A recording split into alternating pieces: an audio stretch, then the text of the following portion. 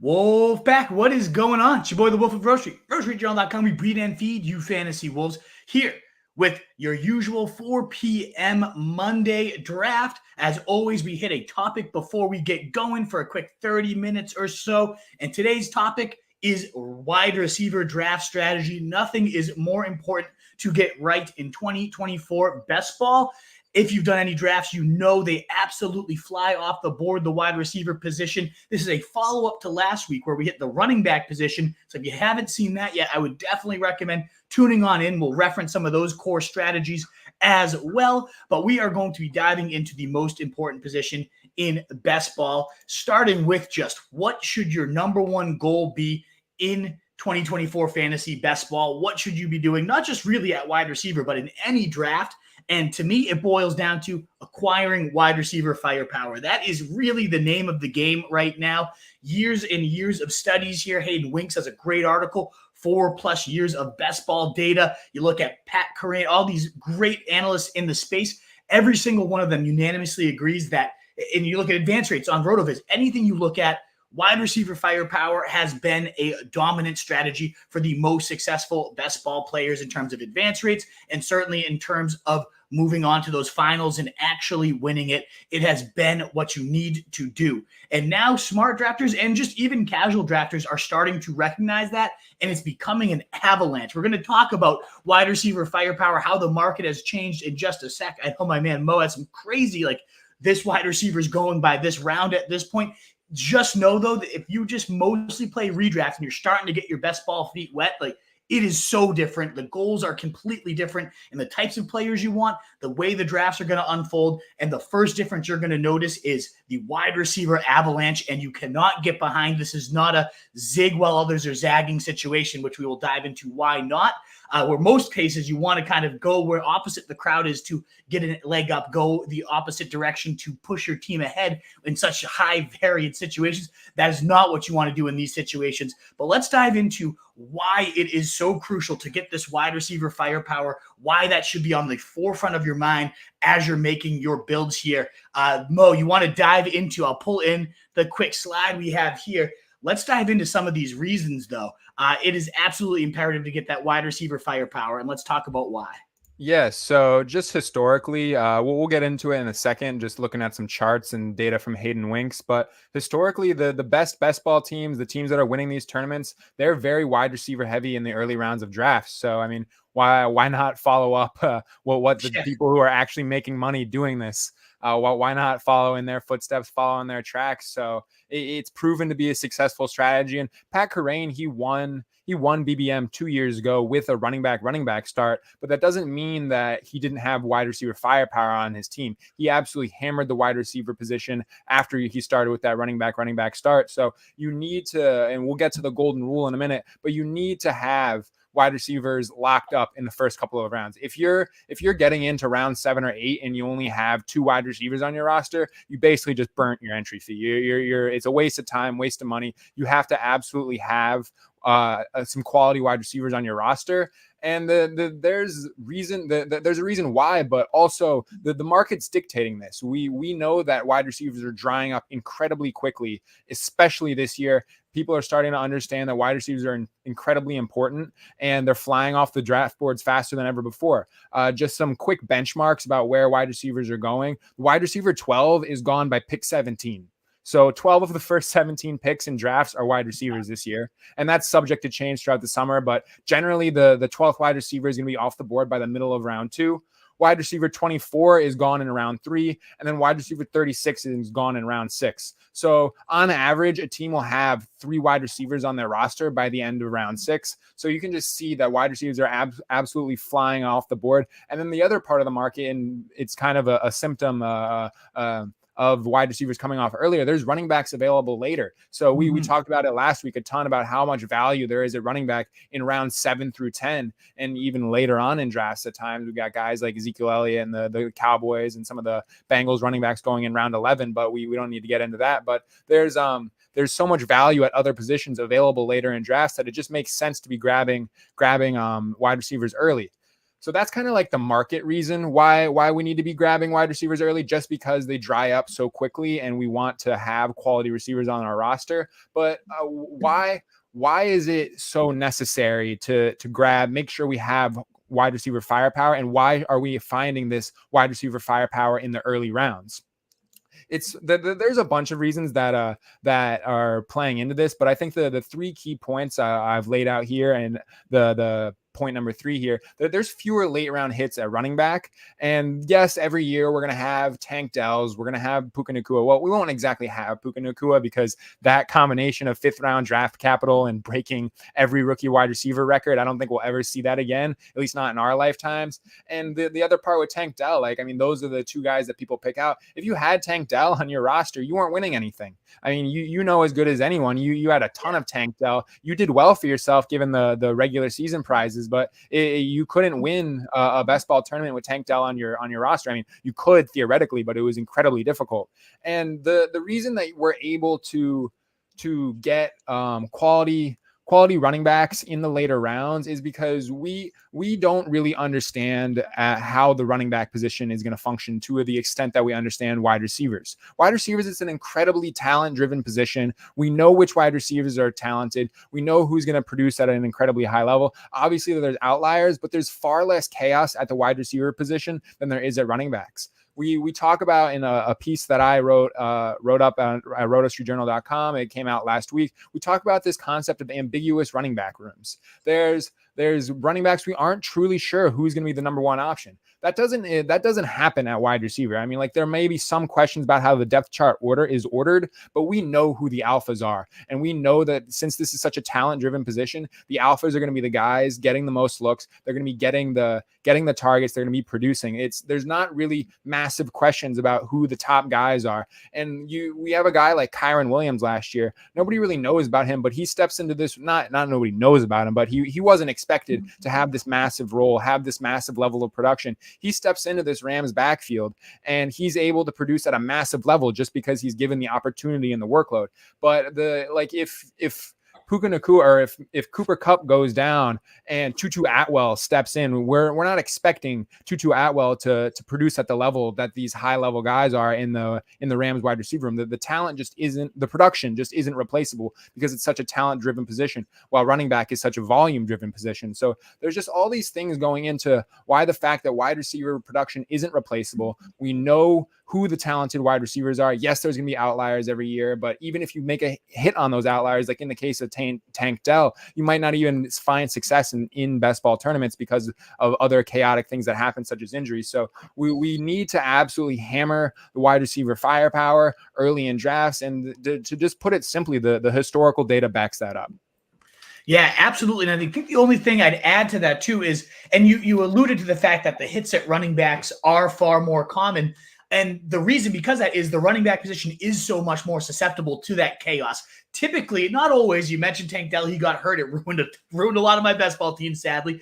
But the injuries happen so much higher at a higher rate at the running back position, given the volume, given just the nature of the position, the hits they are taking. That happens so much more common, those injuries at the running back position. That's why by the end of the season, even in redraft, if you think to it, so many times there's at least one running back off the waiver wire that is pounding 10 to 20 points a week right down your opponent's throat. And if you're the one that scooped that guy up mid-season, you absolutely dominate. It happens every single year. And sure, there are a couple receivers, usually rookies late in the season, end up booming. That definitely happens, and that's what we're going to talk about when we start to look at who we want to draft and when we want to draft them. But it does happen so much more often at the running back position to be susceptible to that chaos, whereas it's such a higher baked in floor. You know what you're getting with Amon-Ra St. Brown. You know what you're getting with CeeDee Lamb. It's so much less variance and so much less risk to that position. So moving forward, we'll talk about now what Hayden Winks has kind of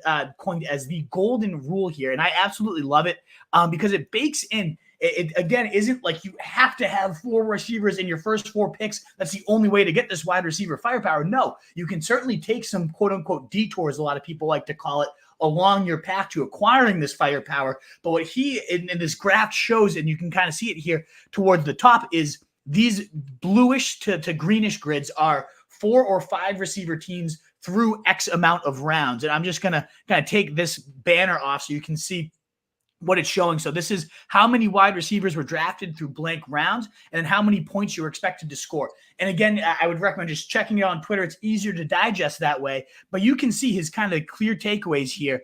To summarize a handful of them is 4 to 5 wide receivers through 7 rounds has been optimal for now 4 straight years of best ball. Like that's a non-negotiable. That's what he's now deemed as the golden rule. So you have to have those 4-ish wide receivers, oftentimes even 5, as you can kind of see towards these grids, are optimal through those rounds. Whereas the converse of that, you see those yellow, red, and orange lines going downwards. If you only have 2 wide receivers through round 6, it's over. There's no reason. You already even said it, Mo. You might as well just forfeit the draft at that point. You are just paying the rake. It typically never works. It is just a painful situation if you only have 2 wide receivers. Even if you were nailing the other positions through each of those rounds, you are going to be so far behind in that wide receiver firepower. So trying to get that build is so crucial early on, following that golden rule of minimum 4 wide receivers through 7 rounds. And then from there, you can really kind of pivot and decide when else do I want to draft my wide receivers. But that's one of the other reasons why it's so nice to do these early wide receiver starts, is because it builds in that flexibility. Now I can take some detours when a falling Jalen Hurts in round 4. I've gone 3 wide receivers, and now suddenly Jalen Hurts is there at the top of round 4. I've seen it happen multiple times where he's going pick 48 now. If I have my 3 wide receivers all set, I can feel great about taking him, get my 4th wide receiver in round 5 or 6, and boom, I've checked off the golden rule. Maybe a tight end, an elite tight end, has fallen to the end of round 5, and I've already taken 4 straight wide receivers. Those are probably my favorite builds, honestly, when I have 4 wide receivers, then a tight end, and now I can just start to play which running back do I want to take, which guys are falling. It's a great way to play the game. But ultimately, you can see the data. Again, this is from just strictly last year, but we could pull up these graphs from both 2022, 2021, and 2020 in the same conclusion. 4 wide receivers through 7 rounds is that golden rule that you really want to be following. The only other thing I would add here is to just be wary of the law of diminishing returns, is what Hayden Winks also calls us. It's that principle that the more you invest in something, the less likely it is to continue to provide those incremental returns. You get your 4 guys through round 7, perfect, great golden rule to follow. But let's say you now, oh no, wide receiver firepower is all I got to do. 7 wide receivers through 7 rounds. You're just now ultimately just overstacking the position. It's only going to yield so many benefits, because at the end of the day, you're only guaranteed to start 3, likely 4 if you're going that early at the position, a 4th one in your flex. But those other 3 guys are now taking up roster spots that are not going to be in your lineup that you could have spent on an elite tight end, on an elite QB, on some running backs. So ultimately, you don't want to go too crazy. Yes, you want to get that firepower. 100% you want to get 4 guys through 7 rounds. I ultimately love doing it just like right off the bat, getting my 4 wide receivers. I feel great by the time I've done that. Gives me the flexibility. Hey, if I want to add a 5th in here by round 7, great. Calvin Ridley fell. I'm going to scoop him up, whatever that might be. But it just creates such a great structural build to then let you play the draft however you want to. But if you don't have that in pace and you're like, now I got to get the golden rule and I only have 2 receivers and it's round 6, and now I'm just squeezing in everybody in this draft was sharp, and I'm looking at Christian Watson at the top of round 7 because he's the only guy left, and JSN is the other only guy left, and it's like, yeah, maybe those guys break out this year, but it gets so thin so fast that something, if you're going to stick around for the draft we're about to do, ultimately just watch how fast these wide receivers go and how thin it gets, and why it's, if you've been watching the drafts, we typically have at most taken like 1 detour and then ultimately loaded up 4 wide receivers in those first 5 rounds. You can see why once we're drafting. Just kind of take note of that there. But in between the golden rule, law of diminishing returns, is there any other last like overall strategy points you want to make on wide receivers, or should we just pull in some of these rankings and check out like who we kind of like and who we're targeting? Yeah, we can get through the wide receiver market here real quick and kind of just break things down. But I did want to point out we do have Hayden in the chat here. I don't know if you caught it. We had your graphs. Thank you very much for those. Absolutely. We had those up on screen talking through those. So thank you very much if you're still here, Hayden, if you missed that. But let's jump into the into the wide receiver market and talk about some of the guys that we're targeting. And absolute goat of the game, by the way. Yeah, if you got to make sure you're following Hayden for his best ball contact. Great. Thanks for tuning in, Hayden. Thanks for jumping in. We'd love to share your stuff. You are an absolute legend for all the research you do. It has been so helpful for me improving as a best ball player. I had my best year after starting to read your stuff last year. And this year we're going forward even bigger. So thank you again so much, Hayden. Awesome that you tuned in. Let's kind of put it into practice now. Let's look at, we've talked about the why, the when, but what you guys obviously really care about is the who. And as we're diving into this Wolfpack, we got about 130 of you here. That thumbs up button is so greatly helpful. The shares, the likes, the retweets, all that good stuff helps us grow. So if you enjoy what you're hearing, let's please do consider hitting that for us. But let's talk real quick. It's kind of easy for rounds 1 and 2 diving into this market here. To me, in something I'm trying to improve upon from what I did last year is I really don't have a stand against any of these guys. And I just kind of want to have a nice, evenly distributed shares of as many of them as I can get, especially here at the top. I mean, CeeDee Lamb, if I can get him, I'm going to go him no-brainer, wide open target tree and one of the most explosive passing attack of last year by all the metrics. I see no reason why he can't dominate yet again and be that number 1 wide receiver. I think he could have a historic season this year. But right behind him, Tyreek Hill, Chase, Jefferson, Amon-Ra St. Brown. To me, that kind of forms a big 6. Maybe again, CeeDee Lamb and Tyreek in a tier of their own. And if you really want to put CeeDee in a tier of his own, that's fine. But to me, I am not considering any running back besides Christian McCaffrey over any of these first 6 guys. Do you feel similarly? Or I've heard some people make some cases against Jefferson, against St. Brown. I don't buy it myself. With those first 6, I'm not considering any running backs besides, again, CMC, the only one worthy of consideration over those top 6 receivers, in my opinion. Do you disagree at all? No, I don't. And the point that you made that I wanted to kind of elaborate on is not making a stand on a specific player in this first group of receivers. And last year I did. I didn't have really any Austin Eckler last year, and that ended up working out for me. But with how the market is shaping up and adjusting, that there's really only one true running back going, and typically in drafts there's 2 running backs going in the first 7 or so picks. I mean, you usually see one of either Brees or Bijan sneaking up in there. So I'm not trying to take too strong of a stand here just because it's so wide receiver heavy in the first half of the first round. So I think these are all talented guys. I don't know if CD is in a tier of his own. I think Tyreek Hill is squarely into that tier, and I'm trying to get any of these guys as high or as much as possible, especially if they're slipping by in certain drafts. And I can see the argument for CeeDee Lamb or Tyreek Hill being the 101. I'm typically going CMC at the 101 there and trying to get my fair share of him because it's really rare to be able to get him at any pick other than the 101. So, but like you said, I'm pretty much on the same page. I want to have exposure to all of these guys in my portfolio. So I'm really not getting too out of line with ADP in terms of the first handful of picks. But where I am, I wouldn't even call it a stand. I am taking AJ Brown ahead of Puka Nacua just about every time. It's hard to deny the combination of both just overall volume, consistency in terms of his yardage output and his touchdown upside that AJ Brown has seen. And he's had 14 or back-to-back 1,400 yard seasons. And then we know the kind of player he is. He has massive touchdown upside. I know that some of the red zone passing rates and the stuff inside the 2-3 yard line in terms of their rushing with Jalen Hurts, I know it kind of caps his touchdown upside to a degree, but I'm taking AJ Brown over Puka Nacua just about every single time. I really think that this offense is not going to stall out like we saw last year. I'm really high and bullish on the arrival of Kellen Moore and his ability to introduce some more variance within the offense. So I think we can all agree that they were pretty stale and boring after week 8. I think I believe that the split is after week 8. AJ Brown was wide receiver 36, and that is obviously not what you want, especially down the stretch with how important the final weeks are in these best ball tournaments.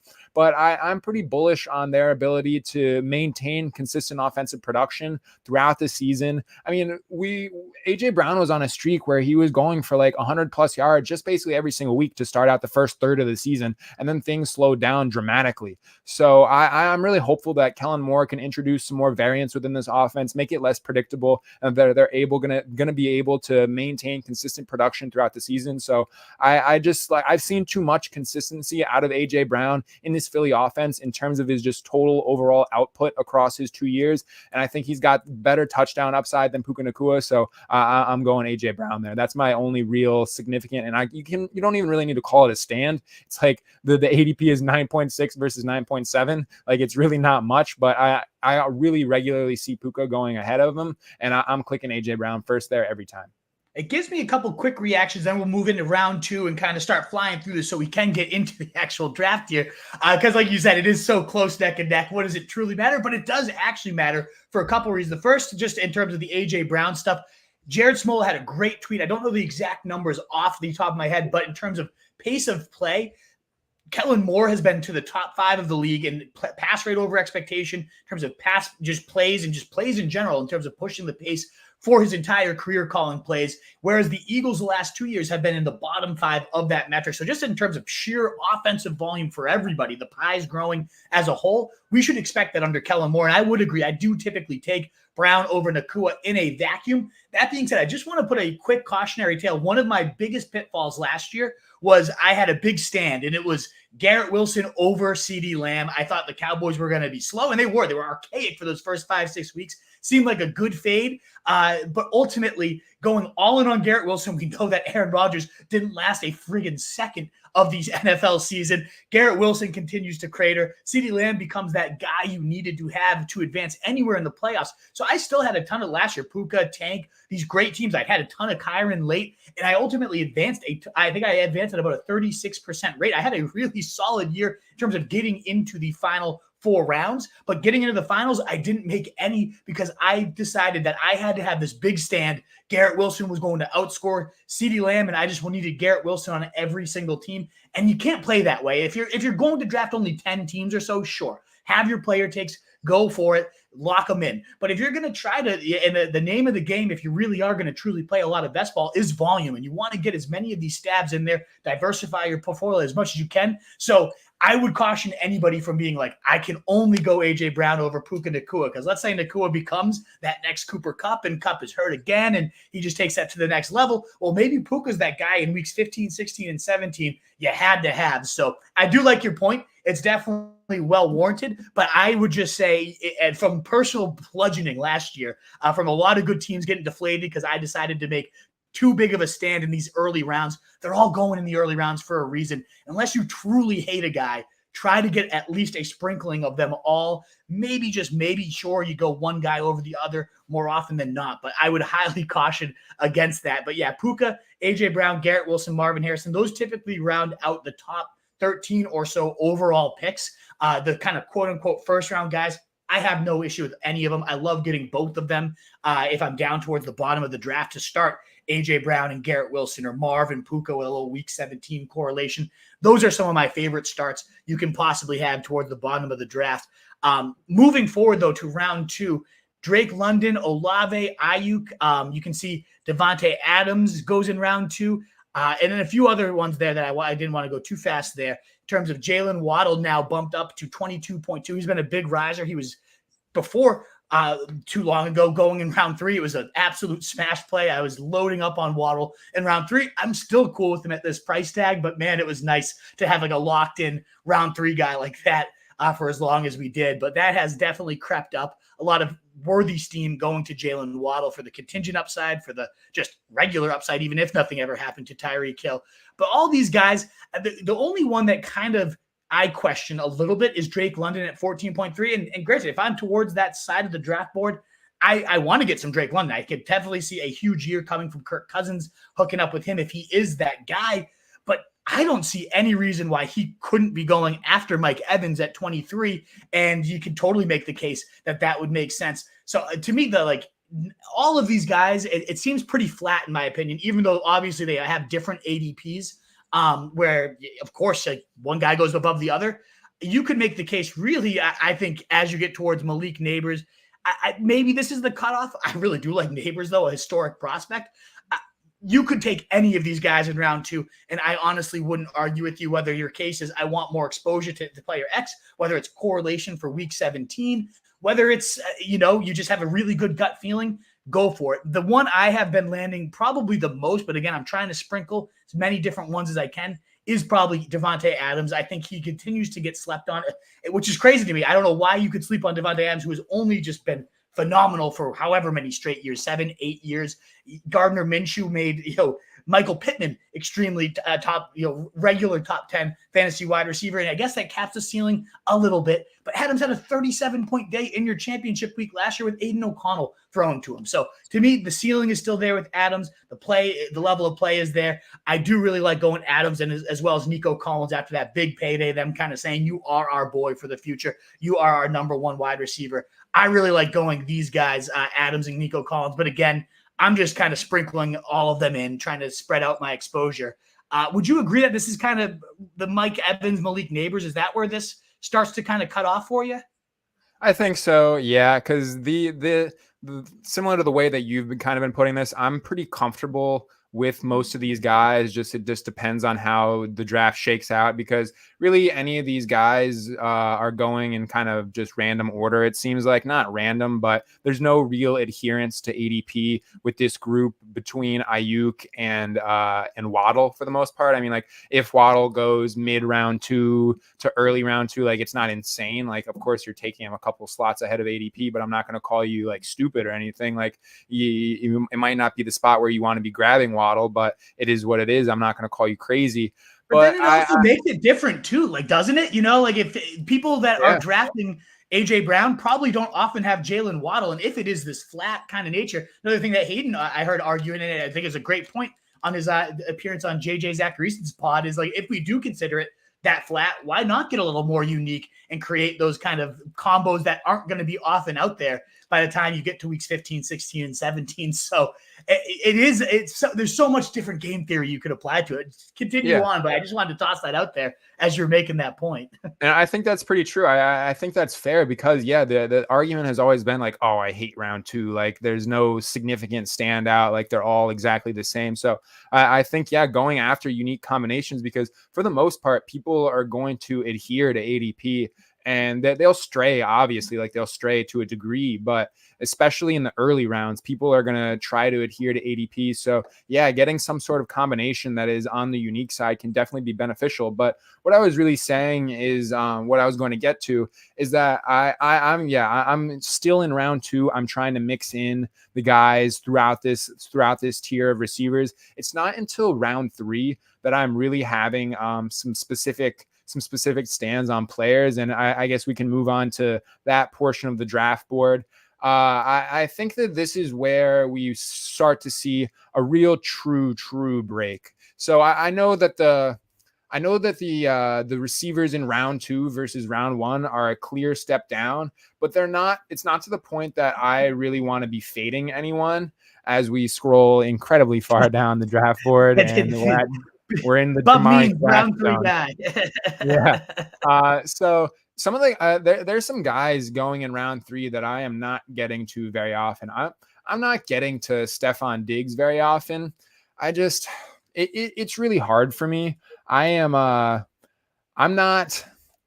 really interested in investing in Diggs just because of the red flags that we saw last year. Like I want to have a part of this Texans offense. Like I want to be invested in this Texans offense, but why not just grab Collins in the second round? Why not just grab Tank Dell later on in the draft? Like if there's anyone that's going to fail in this Texans offense, my guess is Stephon Diggs. And yes, he'll probably have his weeks. He'll have weeks where he is productive, but the red flags that we saw in Buffalo last year, he basically got there, and he has, for the most part, he's gotten there just because he absolutely dominates the target share and just the looks in general through the passing game. And I just think Nico Collins is going to create problems, and I think Tank Dell has a pretty insulated role as the deep threat field stretcher. So I can get splash plays and spike weeks out of Tank Dell later on. And then the other guy that moving on from the Texans offense, the other guy that I'm not getting to a lot, and I think that this is starting to become a pretty popular sentiment, is Michael Pittman, just because he was I don't want to call him a merchant, because like literally their job is to get open and be open enough to get passes. But I don't think that the situation that he is in 2024 is the same. Like, obviously is not the same situation, but it's not going to be as conducive to him just racking up receptions and yards as it was last year. I mean, the stuff we talk about, the RPO stuff with Gardner Minshew last year, and him just being the easy look, like he's open, I'm going to throw it to him on a quick slant, he'll get 11 yards and we'll be done with it, we'll move the chains and we'll get on with it. I mean, the pass rate is definitely going to be down with Anthony Richardson, and even more so with a healthy Jonathan Taylor. So he's really just getting there on ridiculous volume, having games where he's got 7 to 10 catches, and that was happening at a not a really high rate, but more than you'd expect this year. So I'd rather go a different direction. I mean, I know we're talking about the value of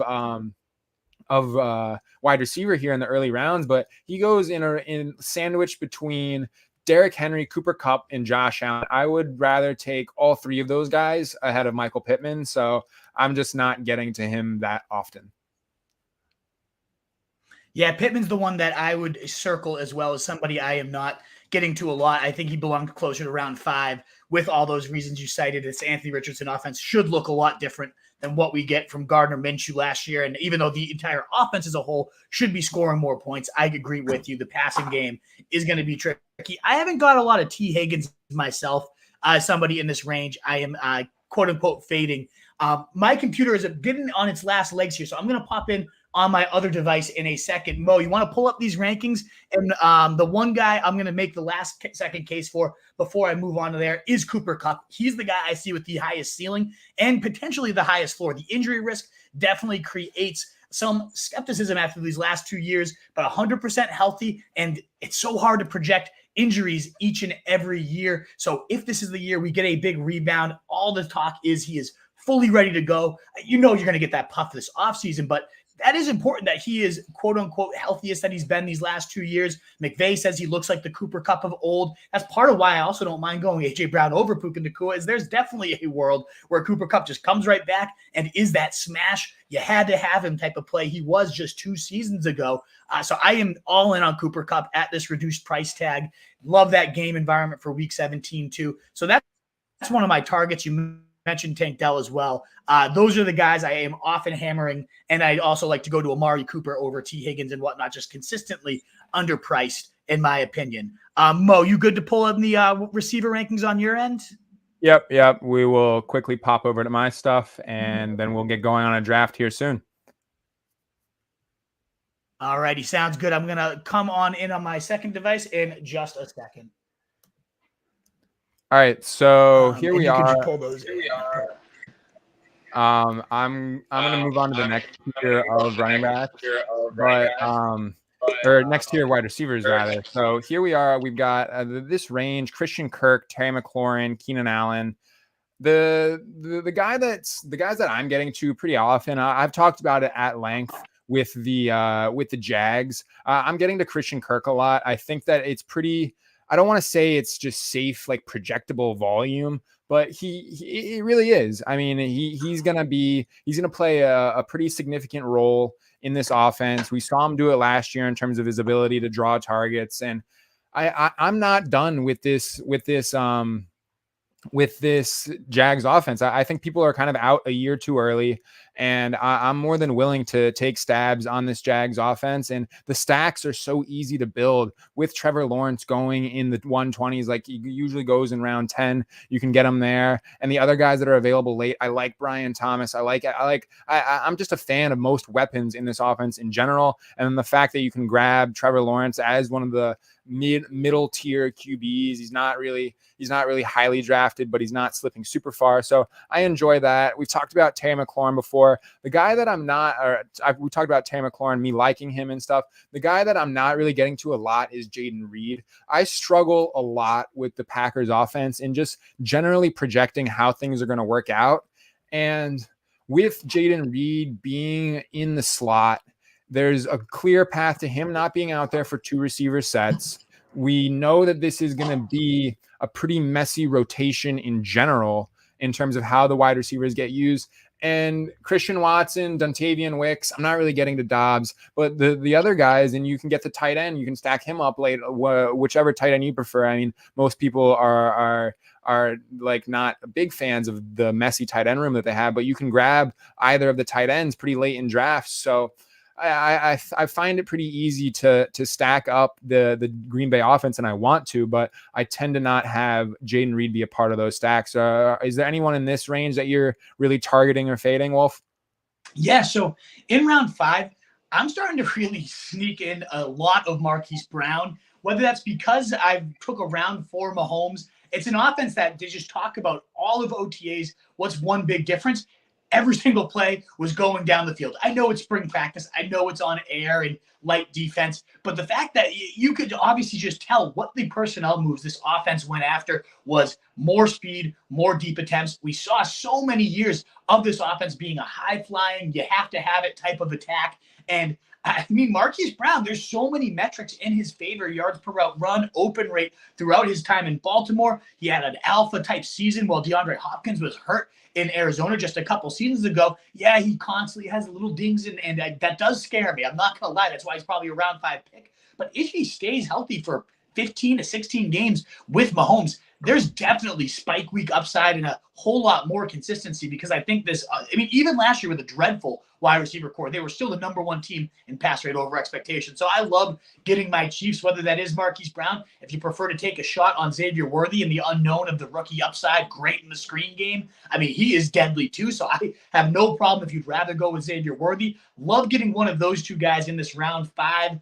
Early 6 is probably where you'd have to get Xavier Worthy by, though. In DraftKings, he does fall to 68. I mean, that's just ridiculous. I love that price tag on him if you're playing over there. The other guy we've talked about, so I won't go too in-depth on as we did in other shows, but I love Calvin Ridley in this range. I do really like DeAndre Hopkins around later, which I know is a case you make, and I certainly buy that. I just like this Titans offense to take a big step forward under Brian Callahan compared to what they were last year. I really think it's one of the best backdoor stacks. You can get Will Levis so late. I think it's going to go down. Certainly not CJ Stroud's level last year in terms of like this was a stack that you had to have. But man, when you're looking at cheap quarterback production with talented wide receivers around him, I love Will Levis, and I like stacking both Calvin Ridley or DeAndre Hopkins, and sometimes even both of them together in this round 6 to 7 range.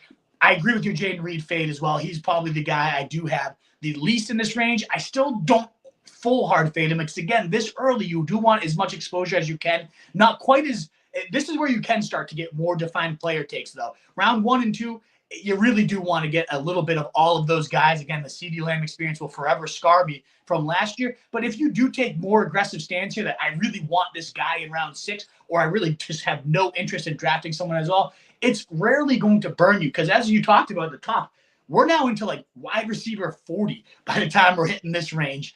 So it is pretty, you're not going to ever, it's going to be very rare that you totally kill your teams by avoiding someone. I mean, just a couple of years ago, Cooper Kupp was in this round 4 range. And if you didn't have Cooper Kupp, you very rarely did much in best ball just a few seasons ago. But that was, I think, the exception to the rule. We very rarely see someone come out of this range as a true, if you didn't have them, your season just was on the complete fritz as compared to round 1 and round 2 wide receivers.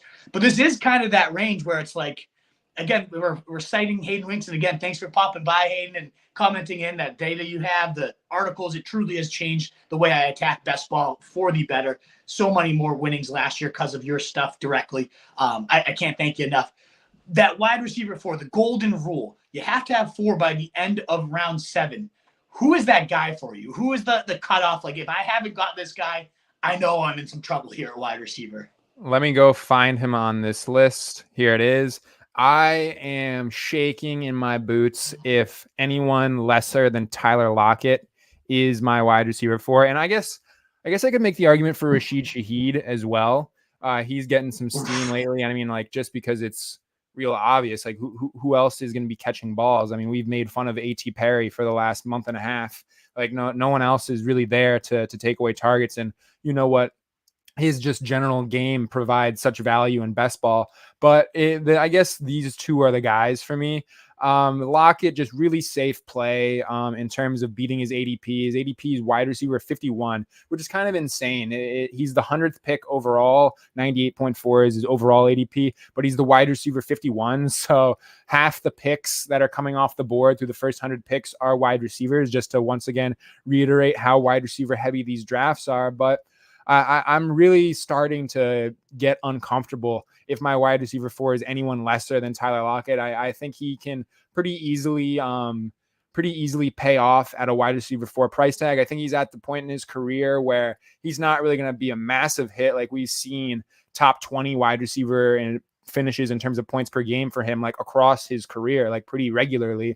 I don't really think that's something that we should be expecting. Like, certainly it's possible. I'm pretty bullish on what the air raid attack that Ryan Grubb is going to bring to this offense. So I think that there's room for him to beat out this wide receiver 51 ADP pretty significantly, but I don't think he would pretty regularly finish in like the wide receiver 15 to 20 range. I'm not sure about that, but he's a pretty safe pick at wide receiver 51 to beat out his ADP and be a flex level player for you, in my opinion. So if I haven't locked in a 4th receiver by here, I'm starting to get pretty nervous. How about you? I think it's got to be a lot earlier than this. And I love the Lockett call. Like, I've been drafting him at a very good clip as my wide receiver 5. That I cannot have him be my wide receiver 4. You've broken the golden rule at that point. You have not gotten your 4 guys by round 7. And of course, the draft's not over if you don't have your 4 guys. You certainly should have 3 very good receivers. You probably have a wide receiver start, and then lock it as your 4th. I could be okay with it, but I wouldn't be better than okay with it. To me, it really is if round 7 hits and I only have 3 guys, very rare that that's going to happen. But if that's the case, I'm really hoping I get DeAndre Hopkins. We already talked about that. And if he's gone, I really don't like JSN. I mean, ultimately, like, you could potentially get that. The profile was so good at coming into the league, and the usage was just so pathetic that maybe we do get a nice year 2 rebound. I think we've gotten spoiled the last couple of years because it used to be like year 3 breakout wide receivers, and it took like 3 years in the league. Back when I first started, that was kind of the trend. And then it became second-year wide receivers are the trend now. And now it's like everyone's got to be Jamar Chase. If you're a rookie, you're supposed to just explode. I get all that, but just nothing popped about the guy. And I know the usage wasn't great, but what we're all kind of clinging to with JSN is, 2 years ago at OSU when he was, again, yes, he outshined some really impressive talents in terms of Olave. That was a ridiculous wide receiver core that he outplayed. I get that. Garrett Wilson as well. But that was a long time ago, and it was a lot of design stuff, and he just kind of, I don't know.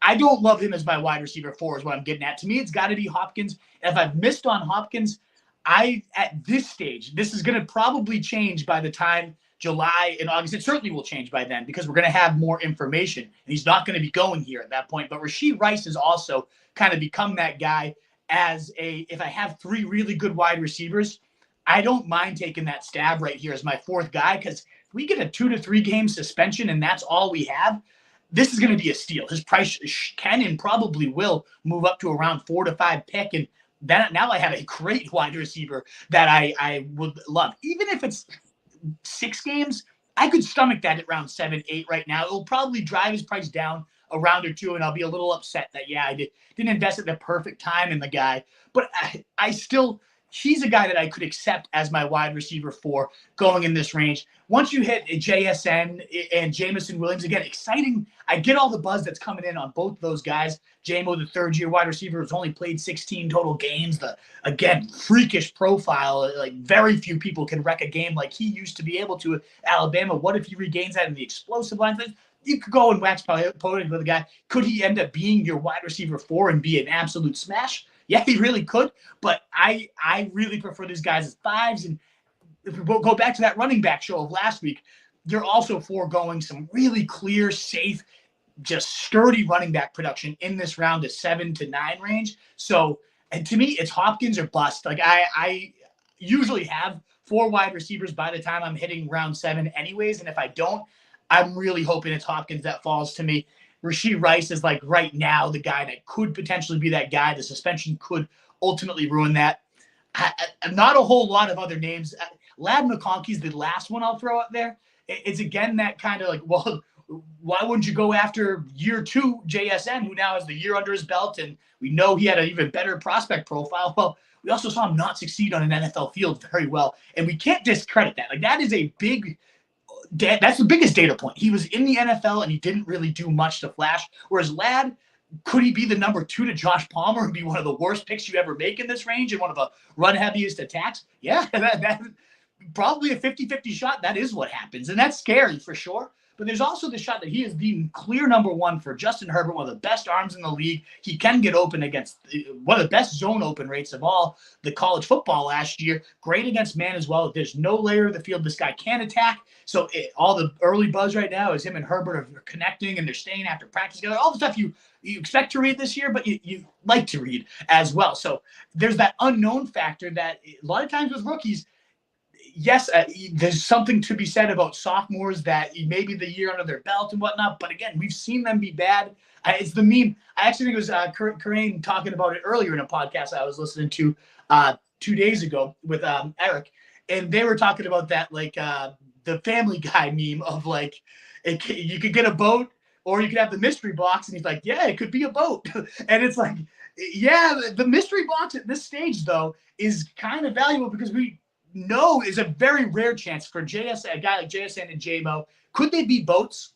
Yeah, they have the athletic profiles coming into the league that suggest they could evolve into boats. But given that what they did last year strongly leans towards them not being boats. And if they are going to be boats, people do reference Devontae Adams. It took him 3 years for him to officially get his legs under him. But it took 3 years for him eventually to get his legs under him. If they're not breaking out early enough with like signs that show that this guy really could be it, it's probably not going to happen. So at least until a couple more years. So I don't want one of those guys to be my wide receiver 4, at least. I want someone I know I can rely on, or I want like a complete unknown Lad McConkey. What if I hit a home run? Like I'm not going for a JSN JMO type. I'd rather either get a nice double in DeAndre Hopkins in a new offense that I like, or I'd rather go for a Lad McConkey, swing for the fences, see what I get, even if I completely choke. That's the type of upside I'm trying to go at. So I know it's a kind of wide-ranging answer, but like that's where, if I don't have Lad or Hopkins, to summarize it all, for differing reasons, but that's where I really cut it off. Like I need to have one of those guys. Lockett's a great wide receiver 5 too, by the way. I love the take. Like he's awesome. I need him as my 5. I cannot have him as my 4. Yeah, I think we kind of just fielded that question a little differently. Like I obviously like in the vast majority of my drafts, yeah, Lockett is not going to like, I don't think I have a draft where he's going to be my wide receiver 4 or is my wide receiver 4. But like if you start a draft receiver, like it's feasible. And like I just kind of took it in the sense like I'm absolutely like I've just burnt my money if I don't have I've burnt my money if I don't have a 4th receiver by that range. Like obviously it's optimal to already have like for a guy like Lockett to be wide receiver 5. Like maybe we can debate like whether or not it's feasible. It doesn't really matter. We don't need to. But yeah, obviously by that you would like for Lockett to be your 5th wide receiver. And yeah, that's enough of the cutoff range. Let's just move on before we hop into a draft. We can talk about some late round. Some detours first. So yeah, this is what I would just get at before, and I'll just quickly summarize this and add on any you want. Again, 4 receivers through 7 rounds. That does bake in some detours. That's why I again love this philosophy from Hayden Winks, because at the end of the day, you cannot just start every single draft with the same exact build. That's not helping your portfolio either. So you want to be smart about those detours. We talked about last week for running backs, who could those detours be early on? It's the elite legendary upside. The guys like Breece Hall, Bijan Robinson in round 1, the Devon Achans in the late round 2. Those guys that could truly get you 40 points in that week 17. And there's maybe 5-6 guys total in the league that could be that. If I'm going to take a detour at running back, in the early rounds, it has to be one of those guys. And then if you want those whole running back takes, we had a couple guys we tossed out in rounds 3 to 4. I know yours was Henry, mine was Pacheco, in terms of guys that maybe we get 15 to 20 touchdown seasons. And those are the actual guys that you really had to have. Last year, Etienne was one of those type of guys that really played. Gibbs in the round 3 to 4 range. There were definitely some pretty solid hits in that round 3 to 4 range. So you can take those detours and do some solid stuff at the running back position. You just really want to be smart about it. The only other detours I'll take and I often do take, is elite tight end. I think it's a great strategy this year. If you're getting a Kelsey in round 4, if you're getting a McBride late round 4, oftentimes right now, really like Mark Andrews round 5. And one of the trickiest detours that I love to do, but it's so hard to pull off, is going Josh Allen in like round 3, sometimes even 4 he falls to. And then you can also get Kincaid. But man, now you've sunk 2 early detours into a non-receiver. And the one thing that I do love about getting these receivers early is it bakes in that flexibility that, wow, Josh Jacobs just fell to 58. I don't love Josh Jacobs, but if I've already got a running back, a quarterback, and only 2 receivers on my roster, I can't go after that. Like I have to stay committed to this idea of 4 receivers in 7 rounds, or I'm probably burning my money on fire. And that really does ruin some things for me. So that's part of why, again, we talked about earlier, the flexibility of having those early receivers can come in so clutch when these values fall to you. So yeah, I think, it's got to be either a very elite quarterback, a Josh Allen or Jalen Hurts in round 4. I typically don't even do it in round 3. Those are legendary upside running backs. A couple guys, Pacheco and Henry, really the only ones for me. I don't know if there's any other running backs that check that box for you. That's what I consider acceptable detours. Otherwise, stay committed to the build. Get your firepower. It opens up so many more doors for you down the road for the values, you'll just see those running backs. You're just like, yes, this makes sense why I didn't do that the earlier running backs, because Gus Edwards is here in round 11. So yeah, that's to me the only type of detours I would call acceptable. Any others that you'd add on, or a name that you'd want to toss out there as somebody you're taking a quote unquote detour from your wide receiver heavy builds? Yeah, I think one that you not necessarily glossed over but didn't really emphasize was the double tap of Lamar Andrews in late round 4, early round 5. That's one that I've found really doable if you go receiver. So you're early in the draft. You're drafting around pick 3, 4. You get Tyreek Hill, Lamb, Chase, whatever, an elite receiver. And then in the second round, you go another receiver. You go somewhere in the range of Collins, Samuel, Waddle, Evans. Well, and what you're saying, call it Nico. I saw a team do this morning, because if you get Nico and then you do Lamar and Andrews, now you have the correlation. Yeah, then you got the week 17 stuff going. So yeah. and then I'm only really doing this when I start triple receiver, which is pretty common for me early in the draft. If I've got a draft slot between like 2 and 5, and then you can grab your choice of some guy in the 3rd round, and then it's not super common to see Lamar come back to the back of the 4th round, but it's not uncommon. I did it in a draft just the other day. And if you've got people around you who understand best ball theory, like not necessarily understand best ball theory, but have like some sense of what's going on, that's another reason why it's so important to understand like the kind of people that you're drafting with by just evaluating their previous draft picks. Like for the most part, if you grab Lamar, they're not going to take Andrews out from under you. So it's obviously it happens and you're not entitled to a draft pick just because you have the quarterback, but it's very doable to do. So that's one of the ones. And then the other one, if you're later in the draft order, the late mid 1st round, AJ Brown, and then Jalen Hurts in the early 4th or late 3rd, you can really push it and get them in the early 4th.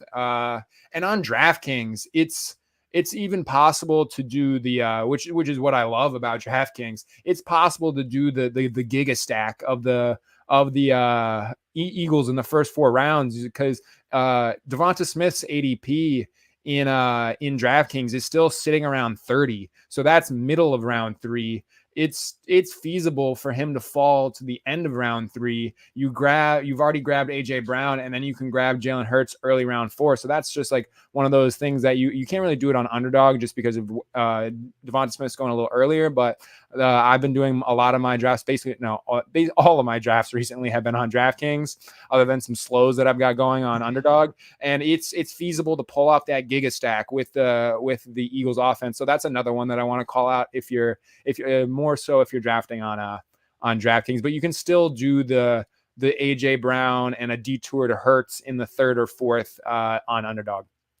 I love the Lamar Andrews, like 3 wide receivers, Lamar Andrews. I haven't been able to pull it off myself. I keep trying to, and I've been getting sniped on Andrews a lot because a lot of times Diggs will go at the top, and people do want that Week 17 correlation of Ravens and Texans. So I have not been able to pull out myself. Somebody in a draft I did earlier this morning when I was at the cardio club hitting the bike, somebody had Tyreek, Nico. I believe it was DJ Moore as their 3rd, who I don't love Moore, but hey, a 3rd wide receiver, very solid. And then they got Lamar and Andrews. And to have that Nico Collins plus Lamar Andrews, I was seething in jealousy. I thought it was such a great start to a draft. It makes so much sense from correlation, from stacking, from the early receiver builds. Like, that is one of the best detours. I love that you called that out. I think it's a great team. Hey, maybe we'll get it right now when we ultimately fire up the draft. So yeah, I know you might jump in the draft now. And while you're doing that, we can talk about some later round wide receivers and prospects. We have a whole show on this. So if you missed that, I still say a lot of those hold true. None of the prices have risen too crazy yet because we haven't hit training camp. So definitely just tune into our late round pick episodes. We have tons of receivers. Who's going to be the next Puka? Who's going to do that? But in terms of pockets, I do find there's again, you get your 4 receivers through 7 rounds. I'm very okay from that JSN to maybe round 11, 12 range, not taking another receiver. I'd like Lockett. I'll take a detour for him. I'll pump him in at wide receiver 5.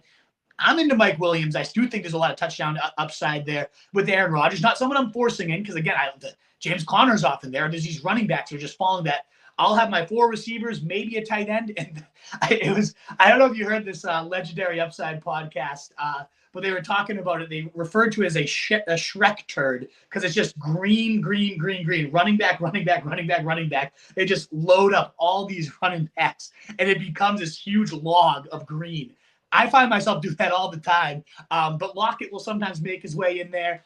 Williams will, but it really isn't until I'll sprinkle in Brandon Cooks as well because, again, yes, you want the home runs in best ball, but you need those singles, you need those doubles, the guys that might get 15, 18 here or there for you. I think Brandon Cooks is a great one. But the real pocket that I know I'm going to be taking a receiver in is that kind of Ricky Percival, Jermaine Burton, Jalen Polk, Roman Wilson. There's a pocket of them, and I think it's 140 to 160 or so. And that's where you start to get that. We talked about a lot of the trends of back-weighted production in our Week 17 episode. Every single season, there's been a rookie wide receiver that has gone nuts down the stretch. The back-weighted production that kind of comes in this area. And this is where I always try to make sure I leave the draft with at least one guy in this range. It's often been, probably most often, Jalen Polk. But again, I want to take stabs at them all. What if by the time we're drafting, Deebo Samuel's been traded? Ricky Percival's going to be going in round 7. What if T. Higgins is traded? Jermaine Burton's going to be going in round 7. And even if neither of them do, the number 3 in these really solid offenses has some value anyways. But then there's the contingent upside. If an injury happens, they just catch fire late. Who knows? So that's a pocket. And then we can maybe talk about a handful of last round receivers while we're waiting for the draft to load. But that's a pocket I know I'm taking receivers in no matter what the draft. Do you like that pocket too? Is there another one that I maybe breezed over that you consider a really strong plot? Not really. I think that what I'm mostly doing is just kind of filling out my stacks here. I'm either planning out a late stack with the New England guys, or I'm planning out a late stack with the Denver guys. And I'm not really hyper targeting anyone in this range just because of what I'm doing, of just player takes that I have. I'm more so doing it just stuff that makes sense with my roster. I just want to fill out my stacks, and like a guy in that range is like Adam Thielen. Like I'll grab him on a roster if I'm like taking swings on high upside guys, high upside guys like just some of the rookie receivers like in the middle round, such as Keon Coleman and Ladd McConkey. I'll pair him with like just like kind of a safer floor guy like Adam Thielen. So it's more just like keeping stuff in line with what I'm doing in terms of roster construction. And here we are on the clock. I think Tyreek Hill, pretty easy. Yeah, easy. Yep. I didn't even realize we were already in the draft. Hell yeah, let's go. Yeah. Perfect. And then he's got the full view. Look at that. Yep. This is nice. for the people watching, this is my first time on the sticks running the draft for us. So bear with us to a degree, but we should be all right. Yeah, my man will kill it. I have no doubt about it. But yeah, so my computer died. My charger is MIA, so Mo is holding down the fort here. But no, I think everything you were talking about makes complete sense. We can kind of keep going through that, and then when we get to our second round pick, kind of pivot. I know we got some questions coming in from Krana and other people, so get the mailbag filled up. Wolfpack 210 of you. We keep hitting over 200 for all these streams. I love to see it. Thank you so much for being here. Please do consider that thumbs up button, the likes, the shares, the retweets, all that good stuff. Get your questions in. We'll be happy to answer it. But yeah, did you want to wrap up anybody you were talking about, or just start diving into what we want to do with this draft? I think I talked about like versus setting up stacks with like backdoor stacks with the New England and the Denver guys. And that's what I'm usually. So I think just the overall goal with when I'm taking wide receiver in this range is just making sure it makes sense with my roster, just in terms of both stacking and the picture that I want to paint with my wide receiver room. Yeah. So I'm, for the most part, I'll get the rookies and the interesting rookies that make sense with my stacking.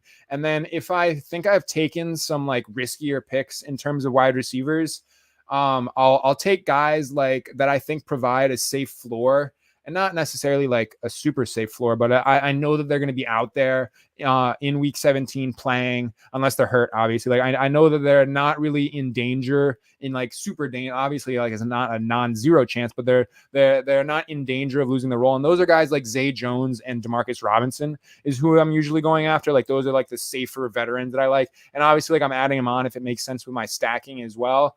And I think that it'll be that's what I'm just really trying to do. I'm trying to paint a clear picture in terms of like the mix of wide receiver archetypes that I have in my, not archetypes in terms of like their physical traits, but just like in terms of what kind of production I expect to get out of them on a best ball team. And then as well as stacking. That's really what I'm focused on, is just making sure my roster makes sense. Yeah, I think those guys, again, Robinson, Zay Jones, great call-outs. Because, again, everybody, it's best ball. Your highest scores in there. You got to get home runs. Singles, doubles are so important. And those are guys that, especially Demarcus Robinson, that I just am confident I'm going to get 12 to 15 points, probably 7 weeks this year. And that's going to be in my lineup. And there is the chance of contingent upside with him as well. So I think those are both great call-outs. Like late guys that are still going to have utility to your drafts.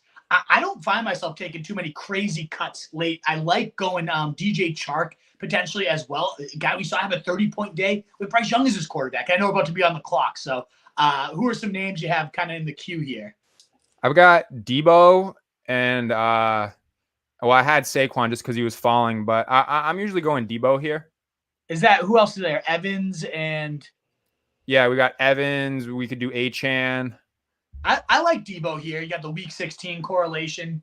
I do love Evans myself, but I know you're not the biggest Evans guy, so I like going Debo. That's cool. I'm not a Evans doubter, but I like getting after the San Fran guys there. I guess the one question that I was gonna ask is what's your take on Saquon? Would you have taken him there? No, I don't like Saquon. I'd rather have Achane. I'd rather have Kyron. Saquon's fine. I think he's good, but we talked about it in our running back episode. He does not strike me as a true legendary upside, like 40-point day type of guy. I think he's going to have a nice floor. He's going to have a great season there. I'm not just for the sake of, we got value here. It's not a guy. Like there's too many other players that I like in this range. That's Did he fair. already go? I'm on my phone, so it's tough Yeah, for me no, to see. yeah, I don't yeah. really. He's Yeah, gone. So in this next pick, more so lining up the Achan stack, perhaps. like the HN one. Yeah. Yeah, yeah, that's where I will probably go. And then if not, we can make our choice between probably either probably Devonta Smith. All right, yeah, Achan's there, so I'm gonna go with Achan here. Yeah, I like getting HN here. Was Neighbors already gone at that point? Yeah, Neighbors went at 212. Yeah, that makes sense. He's starting to creep up there. What about? I'm guessing that running back still sitting there. The green I see, is that Kyron? Yeah, Uh, Kyron was there. he's a tricky one here because now he's back to practice. I bet you by the time August rolls around and they sound like a douche, but the casuals, like the people used to redraft prices, the ones that have been doing mock drafts on Yahoo, on that. Nothing wrong with that, by the way. I love redraft. It's how we're a primarily redraft site, so I'm not trying to. It's not elitist at all.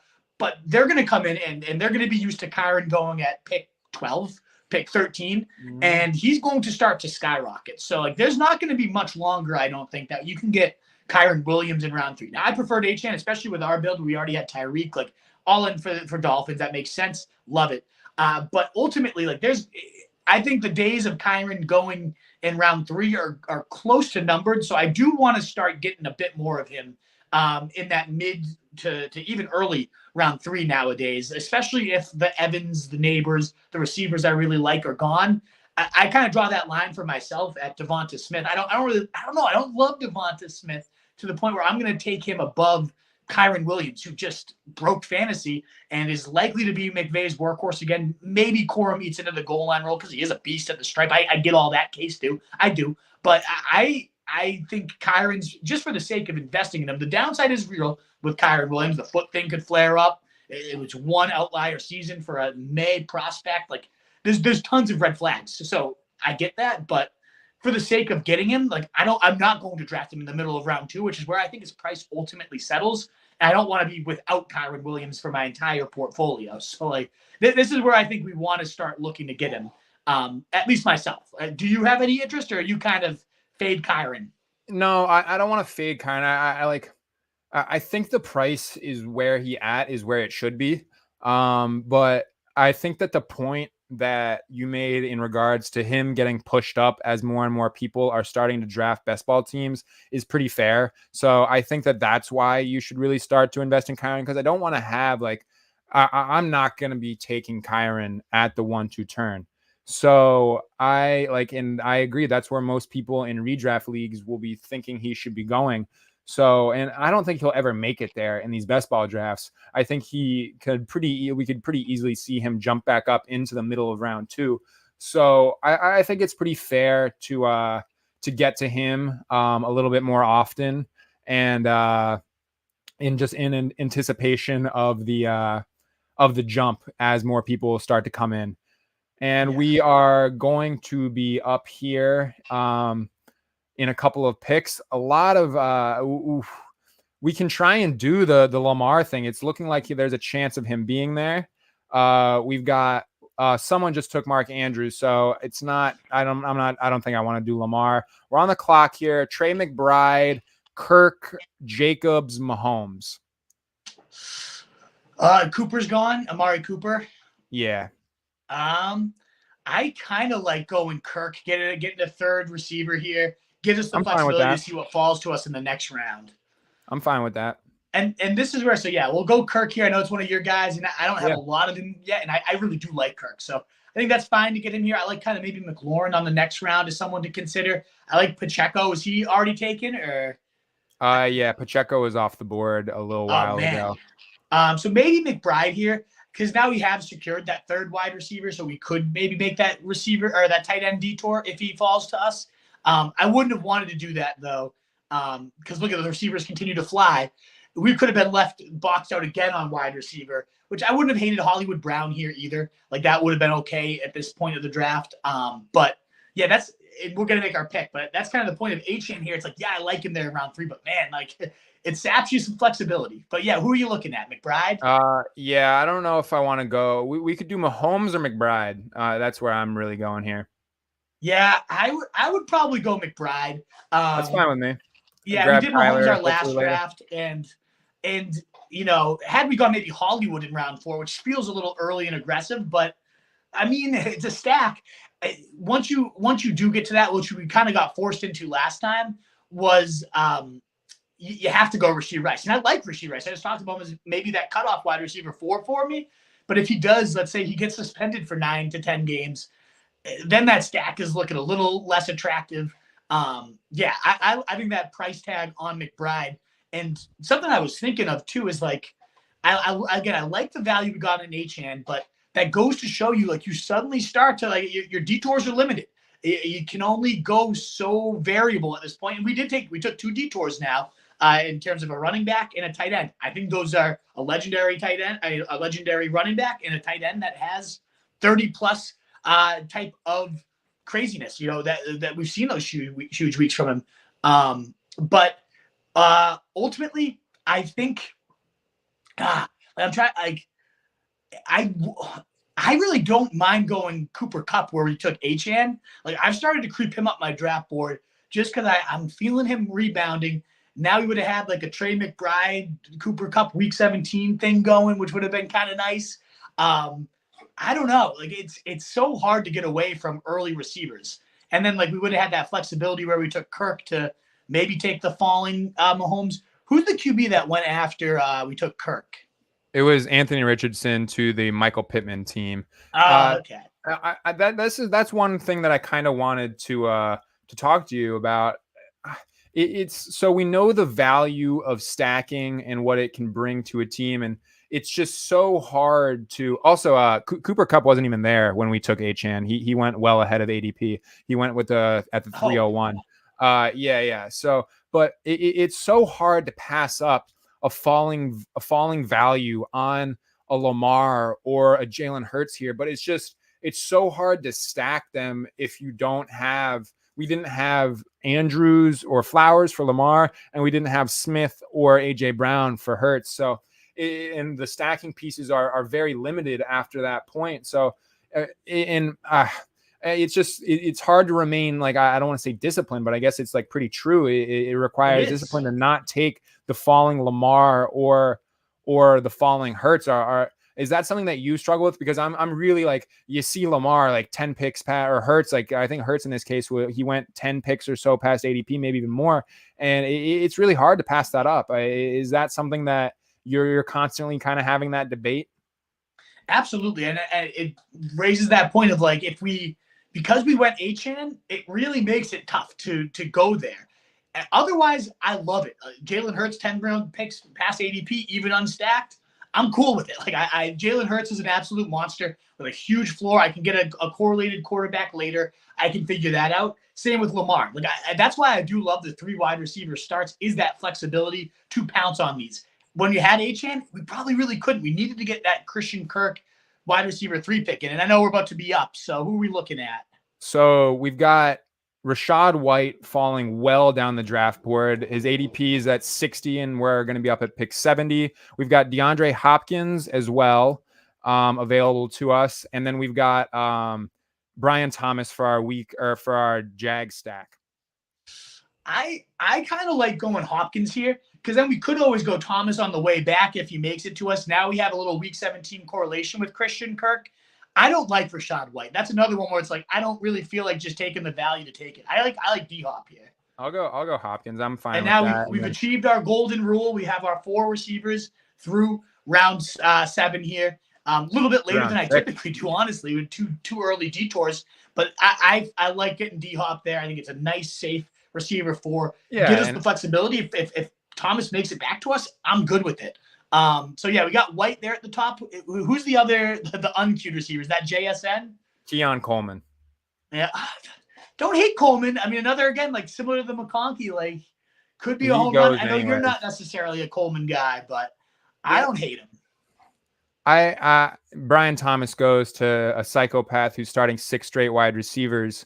Hey, so I get it.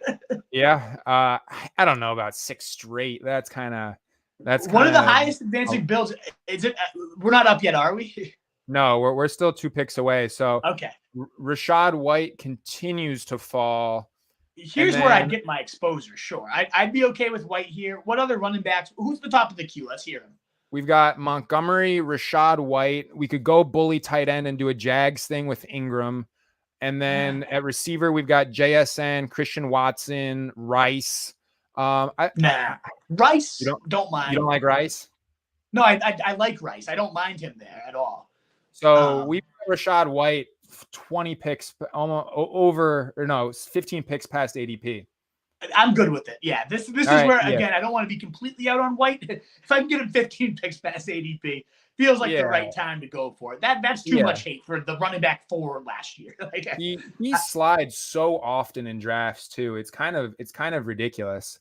I know, and it opens up like a Baker stack late for us because they are correlated. Baker falls to like 190. I love the value on him.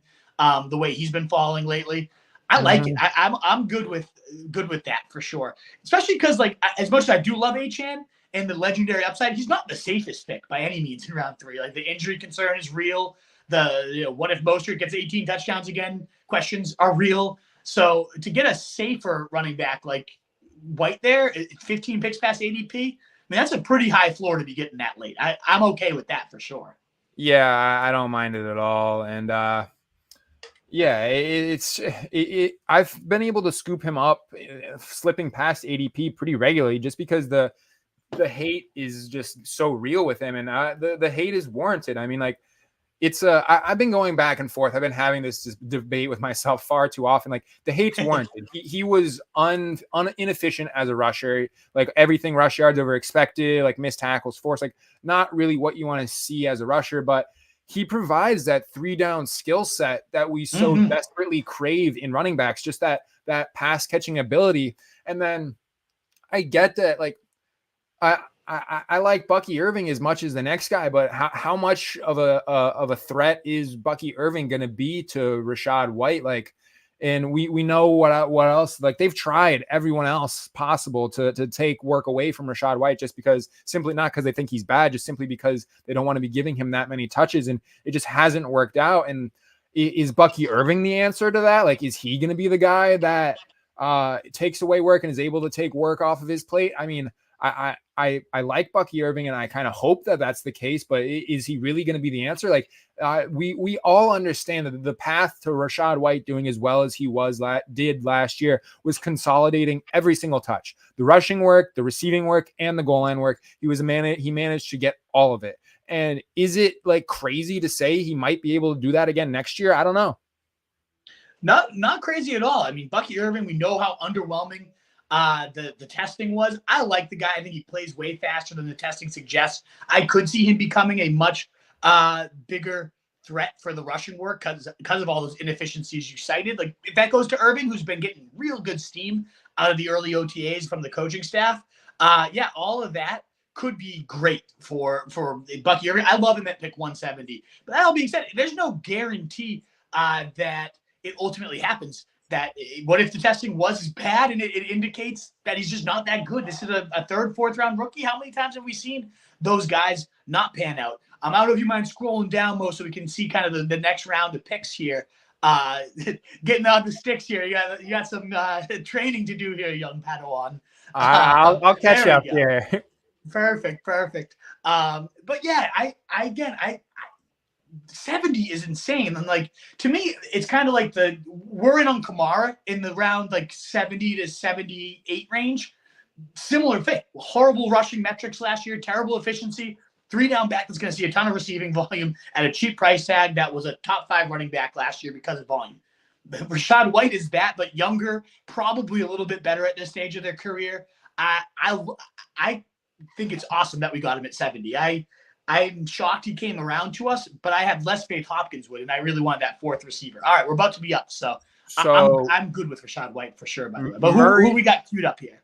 Kyler Murray has a chance to be here. 14 picks past ADP. We've got Trey McBride, so I'm gonna go that basically auto click. Yeah. If that's there. Yeah, and here there he is. So There 14 picks past ADP. We'll grab my boy Zay Jones a little bit later. Don't discredit Michael Wilson. I love Zay Jones too, but Well, I'm sure you've seen that. Kyler Murray calling him at 3 a.m. Michael Wilson, the first one to pick up, hit the practice field before anyone else shows up. I I buy those things. I mean, it's like the Breakfast Club with Cooper Kupp. I don't know. Michael Wilson keeps falling because of Zay Jones, and I'm good with Zay Jones too. I like both of those guys, honestly. I take both of them at their ADPs, but I don't go all complete Zay Jones and fade Michael Wilson is all I'm saying, because I know you're a big Cardinals guy. Definitely into him as well. I will be mixing him in, and I'll have to get my shares of Greg Dortch, because apparently if he was 8 inches taller, he would be a top 5 receiver in the NFL, according to Kyler Murray. So we're about to be on the clock here once again. We've got our choice. More likely, we'll have Warren, perhaps Pollard to set up a Tennessee thing, perhaps going on later.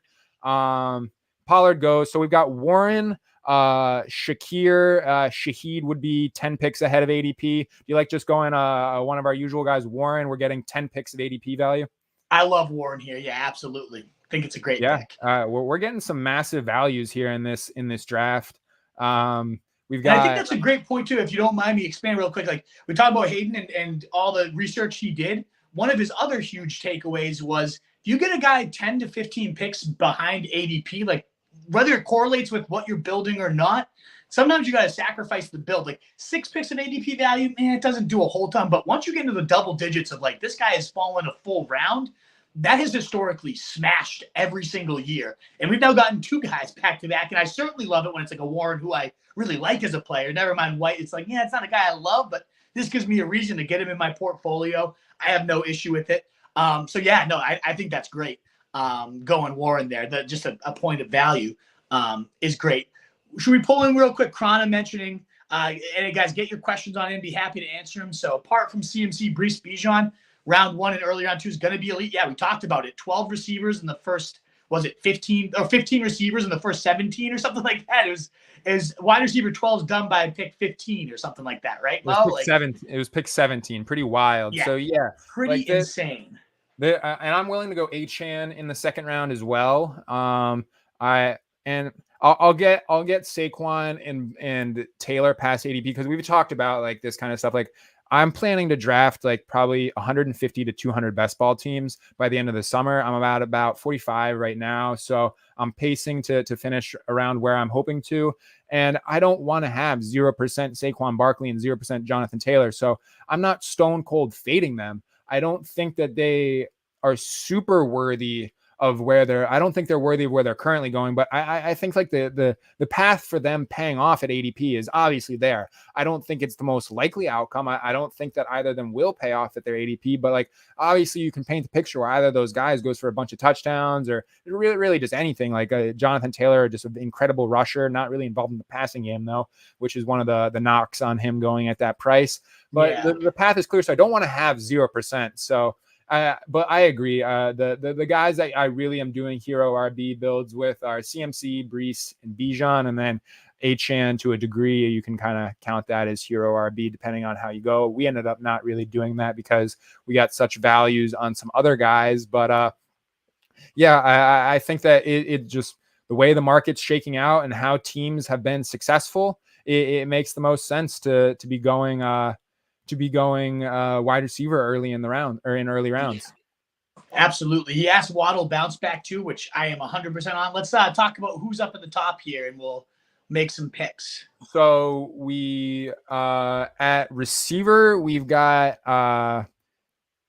Mitchell, Judy, Wicks, Brandon Cooks.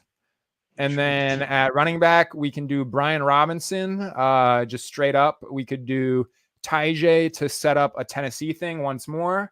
And then we're going to have to grab Tua on the way back, in my opinion, to do our Miami Dolphins stack. Okay. I'm good with getting Tua.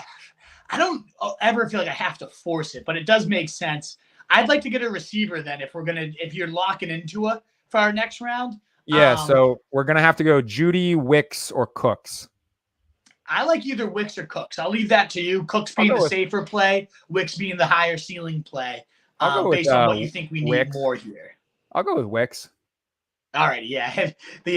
Every fantasy expert's favorite pick. You hear it on I'm every obligated. podcast, and then everybody jokes about how it's every fantasy analyst's favorite pick. So you feel like we have to go Tua? Huh? It makes sense. We got Achane, we got Tyreek. I get Yeah. it. I don't know though. I feel so good about Kyler. I do like you mentioned Tajay. I think he's a great play here. Who are some of the Well, other running backs? yeah, we can do Spears and then do a Tennessee thing later if you want to. I'm open to that as well. You know my feelings on Will Levis. Well, there goes Spears anyways. So who are some of the other running backs up there? I'm going to Gus block out Edwards. his name, Gus Edwards. No. We've got Gus, Corum, Eckler, and then I think Tua's got to be our pick here. Yeah, I think that's totally fair. And Brandon Cooks is gone too at this point. Cooks is there. And that would bring us to 6 receivers. Yeah. I like Cooks quite a bit there too. I don't know. No, that's okay. I like the receivers. We got guys we needed early. I'm fine with getting Tua here. I don't get a lot of him just because I'm not a Tua believer. You talked to me about how bad he is late season. Pick him up. I get it. We'll get the stack. Yeah, like we're talking about just like just being smart with roster construction and just like what we're doing, and that it's and yeah, I think that's the smartest just in terms, and it'll be a 2 quarterback build. We'll be able to hammer away at some of the later guys at the other positions. We're locked in for an alpha tight end. I mean, I think that's the pick there. And like, once again, like we talk about how stacking is optimal, but you don't want to be forcing stacks. And that's we got like 5 picks of value. It's not a huge value, but it's a stack that's coming to us. It's not like we're forcing it by any means. And I think with how we've got our roster set up, I mean, I think we're a tad thin at wide receiver, but we can just hammer that away here. And I don't know. I think we'll be fine. Where did Waddle go is one of my questions, because that's something to monitor if you're going Tua at the price. Yeah, that is fair. I'll scroll up here and look. Waddle went so Waddle went behind us, so he would have not totally would have gotten scooped up by the Waddle team, but the Waddle team had 2 picks in between before our next pick. That I was gonna say, if Waddle, if there's a chance that the guy that had Waddle passed him and then he came there, I've seen Tua go 30 picks past ADP type of situations, because if you don't have Tyreek, you don't have Waddle at this stage of that, there's no one else you're stacking him with. Maybe Achane, who we had, I would have felt okay, like, it's because I don't love Tua enough. This is one strategy I've been messing around more and more with Dak a lot. It works out with CeeDee Lamb almost every time, where you let a quarterback fall well past ADP and just see if people are smart in the room, test them, and see if they're going to really steal Tua from you. Now, the Waddle guy probably would have. Does he have only one quarterback as well? That's one thing I would have also checked for. He only had one quarterback. So I think it's a good play. But those are the type of things that you want to be thinking through here. Like, if you're not married to Tua, you don't love Tua, even though he makes complete sense on this build, see if you could get him to kind of turn around back here. Take the Brandon Cooks to fill out a thinner receiver room type of situation. The only other guy I would have considered there too over Tua is Blake Corum, only because of, one, the contingent upside, but 2, it's like we have this Cardinals thing going around. And if Corum's the starting running back for the Rams come week 17, and like we're getting a Kyron level production out of RB to then make, Kyler go nuts, like Corum kind of feels like one of those could have won it for you. But I get the Tua thing. Like it totally makes sense with Tyreek and Achane. Very tough to pass up. I hope that he's going to fall back to me, and he doesn't. So, I'm happy we did it, because I really don't have a lot of Tua myself. All right, who do we have queued up here coming up? So I'm thinking we're going to have to go receiver, and there's like the 2 big contingent upside guys in Burton and Pearsall. And Polk gone? Polk is gone. I had him queued. He's gone. And then Mooney is there as well. Roman Wilson. I think between Burton and Pearsall, I think those are fine picks. Do you have a preference either way? I would more so go Burton here, only because we already have, like, the contingent upside is Debo goes down and suddenly, Yeah. That's like that's on our team. We don't want yeah, that that makes unless sense. it's a trade. If Debo gets traded to a nice situation, and then we had Pearsall too, like, well, then okay, like then it's looking pretty nice. Which I wouldn't rule out taking Pearsall on the way back if he makes it to us. Because there is a world where him and like Ayuk's the one that gets traded or hurt, and then we have Pearsall step in with Debo, and they're both going nuts together. Like it's not impossible, but I think our outs are bigger with Burton on just the fact that they use 3 receiver sets more. Who are who are some of the running backs? Any interesting names fall to us or nah? So here we're gonna have our choice. There's not really we'll have Darnell Mooney or Quentin Johnston at receiver here, which I'm Nope. not. I Or like Mooney though. I don't hate yeah, Mooney. Roman Wilson. So Quentin Johnston goes. So Mooney or Zach Charbonnet or Dowdle. I don't I like hate Charbonnet. Dowdle either. I like I kind Charbonnet. of like Mooney, especially if we don't feel great about our receivers. Sure, I'm fine I with like that. Mooney. He's got that big splash play, like to be the Addison for Kirk Cousins this year. And I agree. Our options were getting kind of thin. Roman Wilson wouldn't have been the worst pick there either. Just as we had Warren, now we get a little more Steelers correlation. Maybe we toss in Justin Fields late type of situation.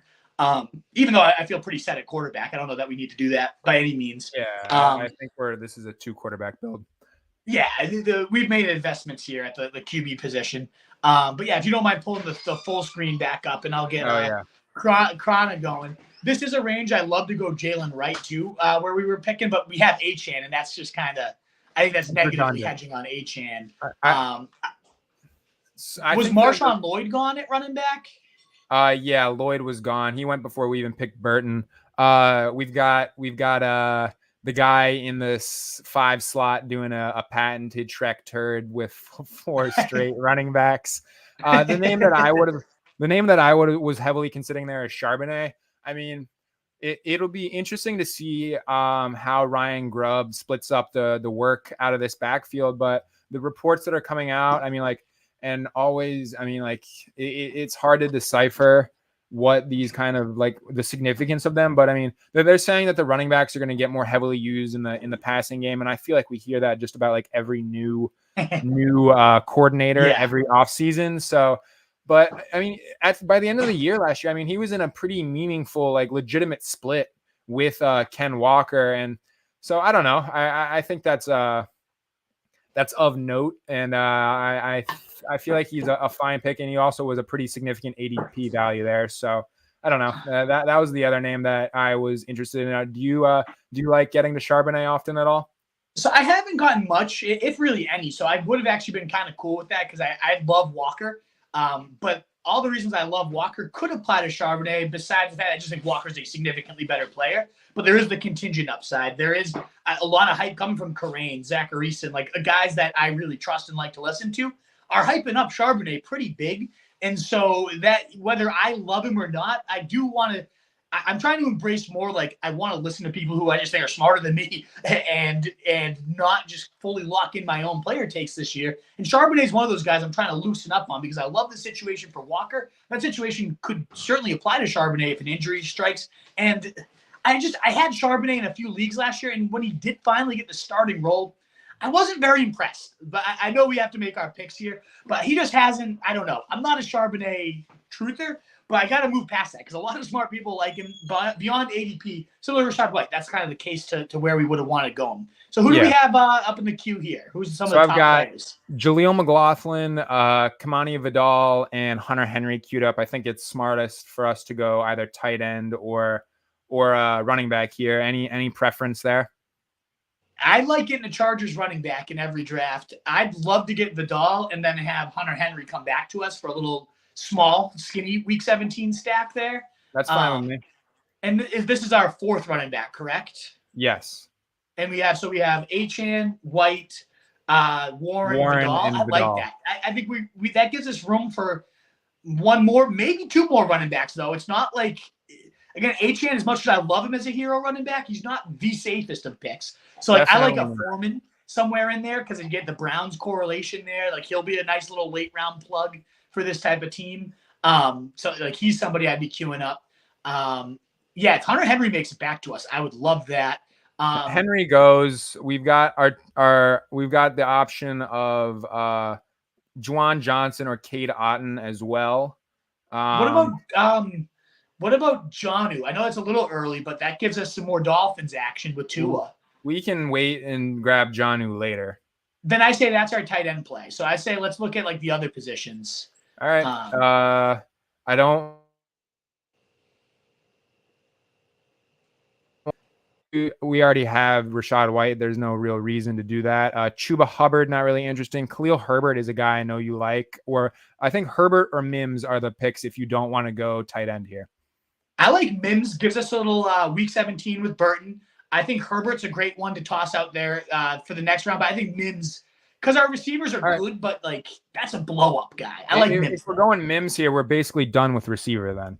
And that's cool with me. Yeah, I'm fine with it. I do want to get a Charger. We don't have to be done with receiver, right? We could go 2-5-9-2. Like I'd be okay with a 2-5-9-2 here. Yeah, that's definitely possible.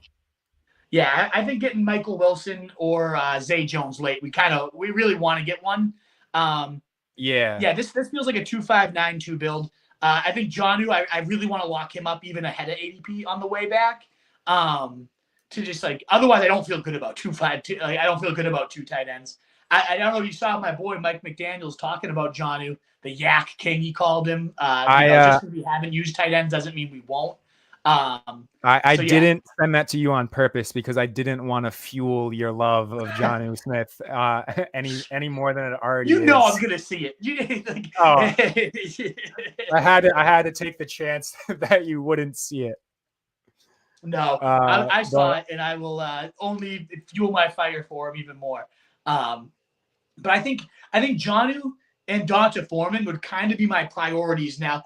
And when you get to this range of the draft, when you're like the 170s to 200s, ADP really doesn't mean much. These guys all project very similarly. So this is where it's like another kind of sneaky edge to get tricky with it. Like going like you typically never want to reach 20 plus picks of ADP. But until you, and once you're in this range, though, they're all the same. So, like, not a lot of people are probably stacking guys at the 200 and 210 range and have two of them. They usually wrap their draft up with one of them. But this is where you can get kind of like sneaky creative. I think Overset calls it scrolling on down. Like, this is where you want to kind of create some unique correlation and stacking opportunities if you can, but also, like, get a little weird with it. So, I think some names to kind of queue up. How many picks do we have left? 3 total? So yeah, we've got 3 picks left. So we're looking for at least one more running back, definitely at least a tight end, and then who knows? No, we got 2 picks left. I apologize. No, we've got 3. Never mind. We've got 3. Yeah. So I think the ideal end of this draft for me would be Jonnu, Foreman, and one of the Cardinals receivers. However we feel that goes. I got bad news. It's going to be Greg Dortch or nobody. Oh, both guys went, huh? Everyone's Zay Jones is climbing up the draft board. It's to the point where I'm like uncomfortable with it. I mean, Michael Wilson went pretty early. Michael Wilson and Zay Jones both went sandwiched in between our Marvin Mims pick. They both went in the 15th round. Oh, so we didn't even have the option of them when we took Mims because I was like, in hindsight, we could have gone Zay. We could have gone Zay Jones, but I'm not taking Zay Jones in the 15th round. No. Because especially if this Michael Wilson hype is for real and Zay's like a wide receiver 3 or 4, like if Dortch is our last round pick then. Like I like up Dortch.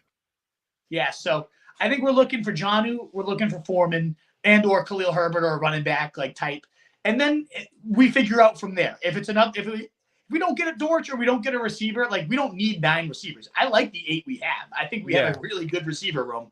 So that's what I like about this squad. We have the flexibility to kind of attack that last round with whatever we want. But I would say, is Jonnu still sitting there? Yeah, I'm going to take Jonnu here. There's a guy in behind us who has 0 tight ends, so I'm not going to risk that, and I'm just going to scoop him up here at 190. 6 picks ahead of ADP, but like we've talked about, not super significant in the grand scheme of things when we're talking about these later rounds. So just grab Jonnu there.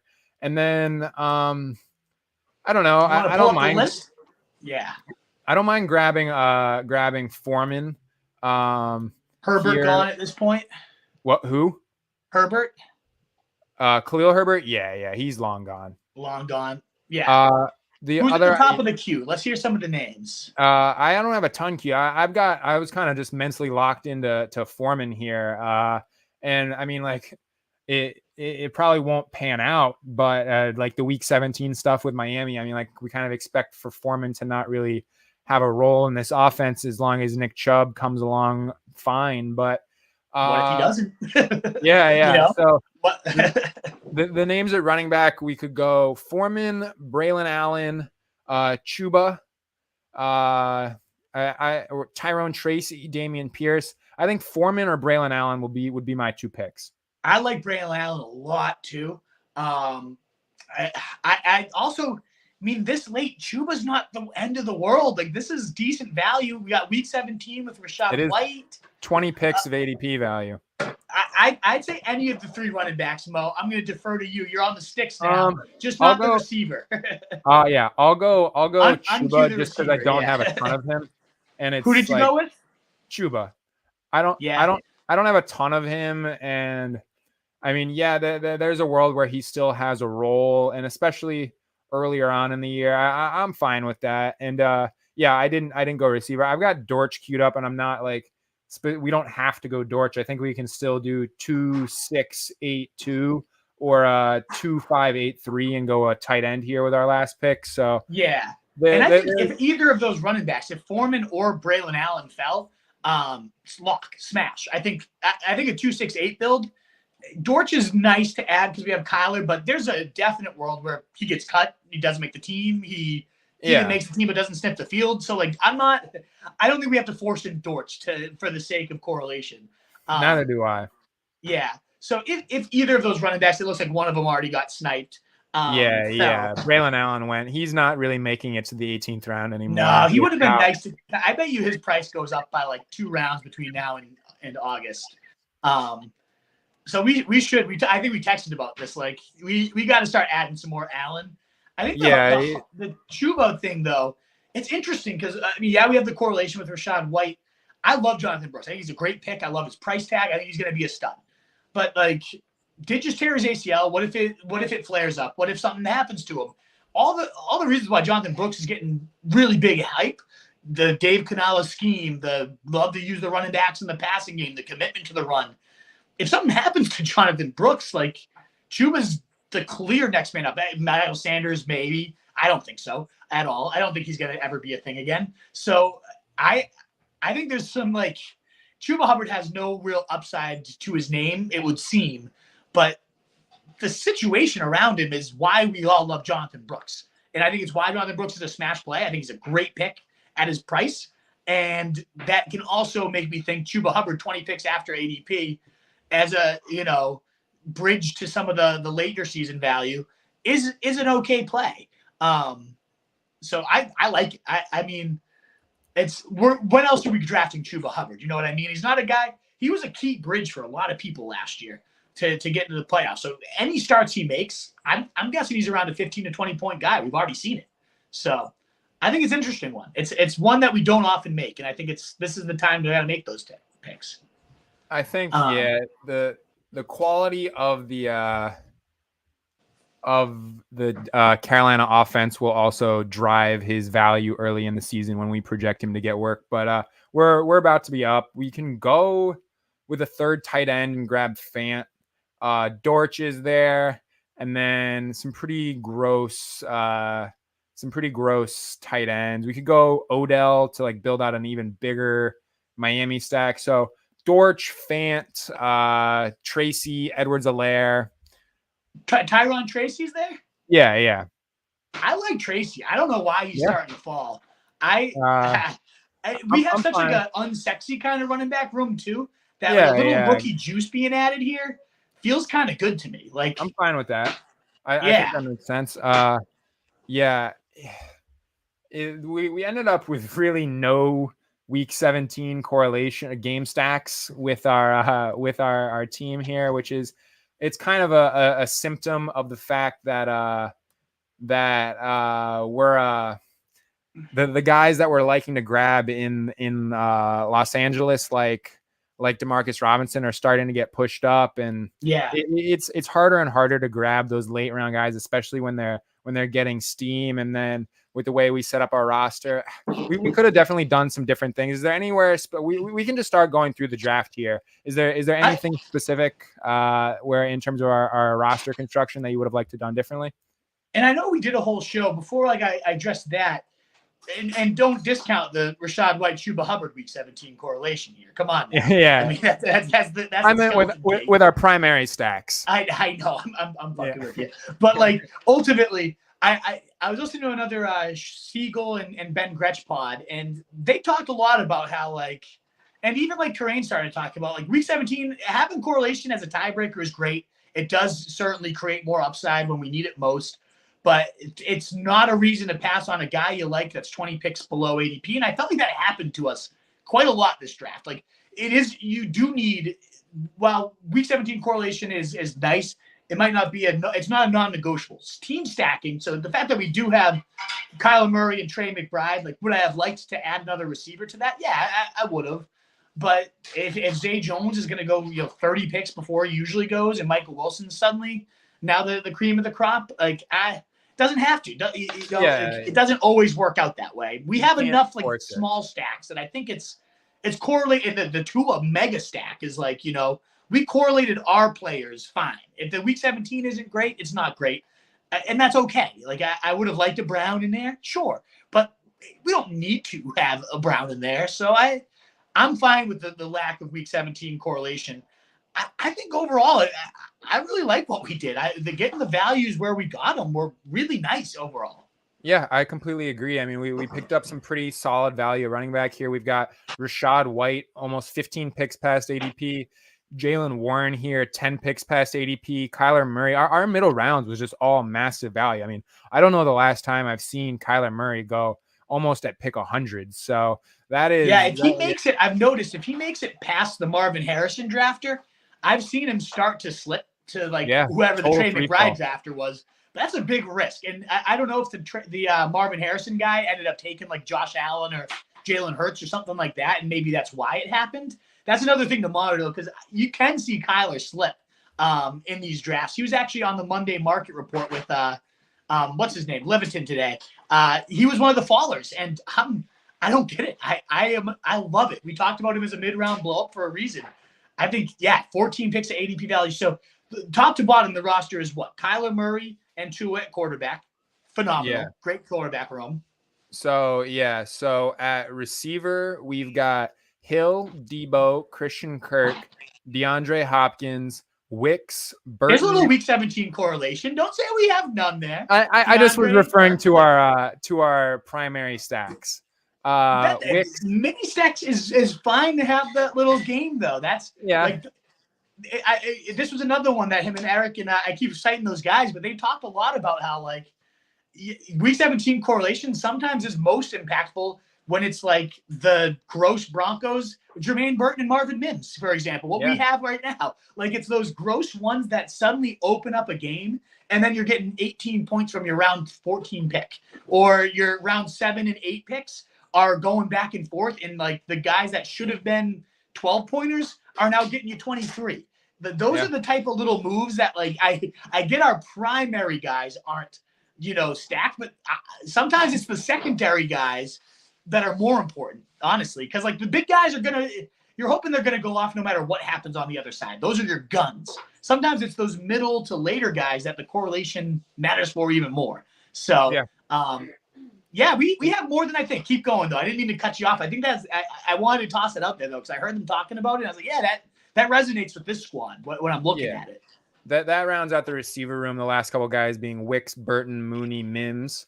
And then at running back, I mean, like it's a very for like thinking that we were kind of thin through like the first 10 rounds or so. It was a very smart way to round it out in terms of just like upside with the Mims and the Burtons. So I think that we ended up like the late round picks like played in like I had been talking about earlier in the stream, like painting a picture with your receiver room. If you think you're a little bit on the thinner side, you got to add some of the more high upside guys. So just moving on to our running back room here, we grabbed Achane in the 3rd, massive value on Rashad White in the 7th, which is kind of crazy to be seeing White in the 7th. Warren 10 picks past ADP in the early 9th, and then Vidal in the 14th, Chuba in the 17th, and Tracy in the 18th. Yeah, I forgot we had Vidal, because one thing I was going to say about Chuba is like we had kind of I was thinking of our running back room as like a nice high floor, safe room, and I was like, Chuba doesn't do much to this build. But then you think about it, it's like, well, is Achane, as much as again we love him, we keep referring to the fact that he is not the safest. This is not a high floor. He's not the safest guy. This and is then you think about, okay, like Rashad White, nice safe high floor. Jalen Ward, I like him 10 picks. Nice floor for where we got him for sure. I was thinking we were lacking rookie juice, but to get Tracy as far back as we got him, and to have Vidal a stab at the Chargers backfield, I think we ended up balancing it out nice. I still think, like, in hindsight, because it's Chuba Hubbard and you're never going to be excited about it, it's like he might end up being a solid piece of our roster. But I feel like if we look back and it was like Vidal, Braylon Allen, Tyron Tracy, it's like, all right, now we got 3 home run cuts at running back. And it's the back to that idea of like, it could be a boat or the mystery box. And I would have probably preferred a few more mystery boxes there. But and Chuba Hubbard is never going to be a freaking boat. We know that. 100%.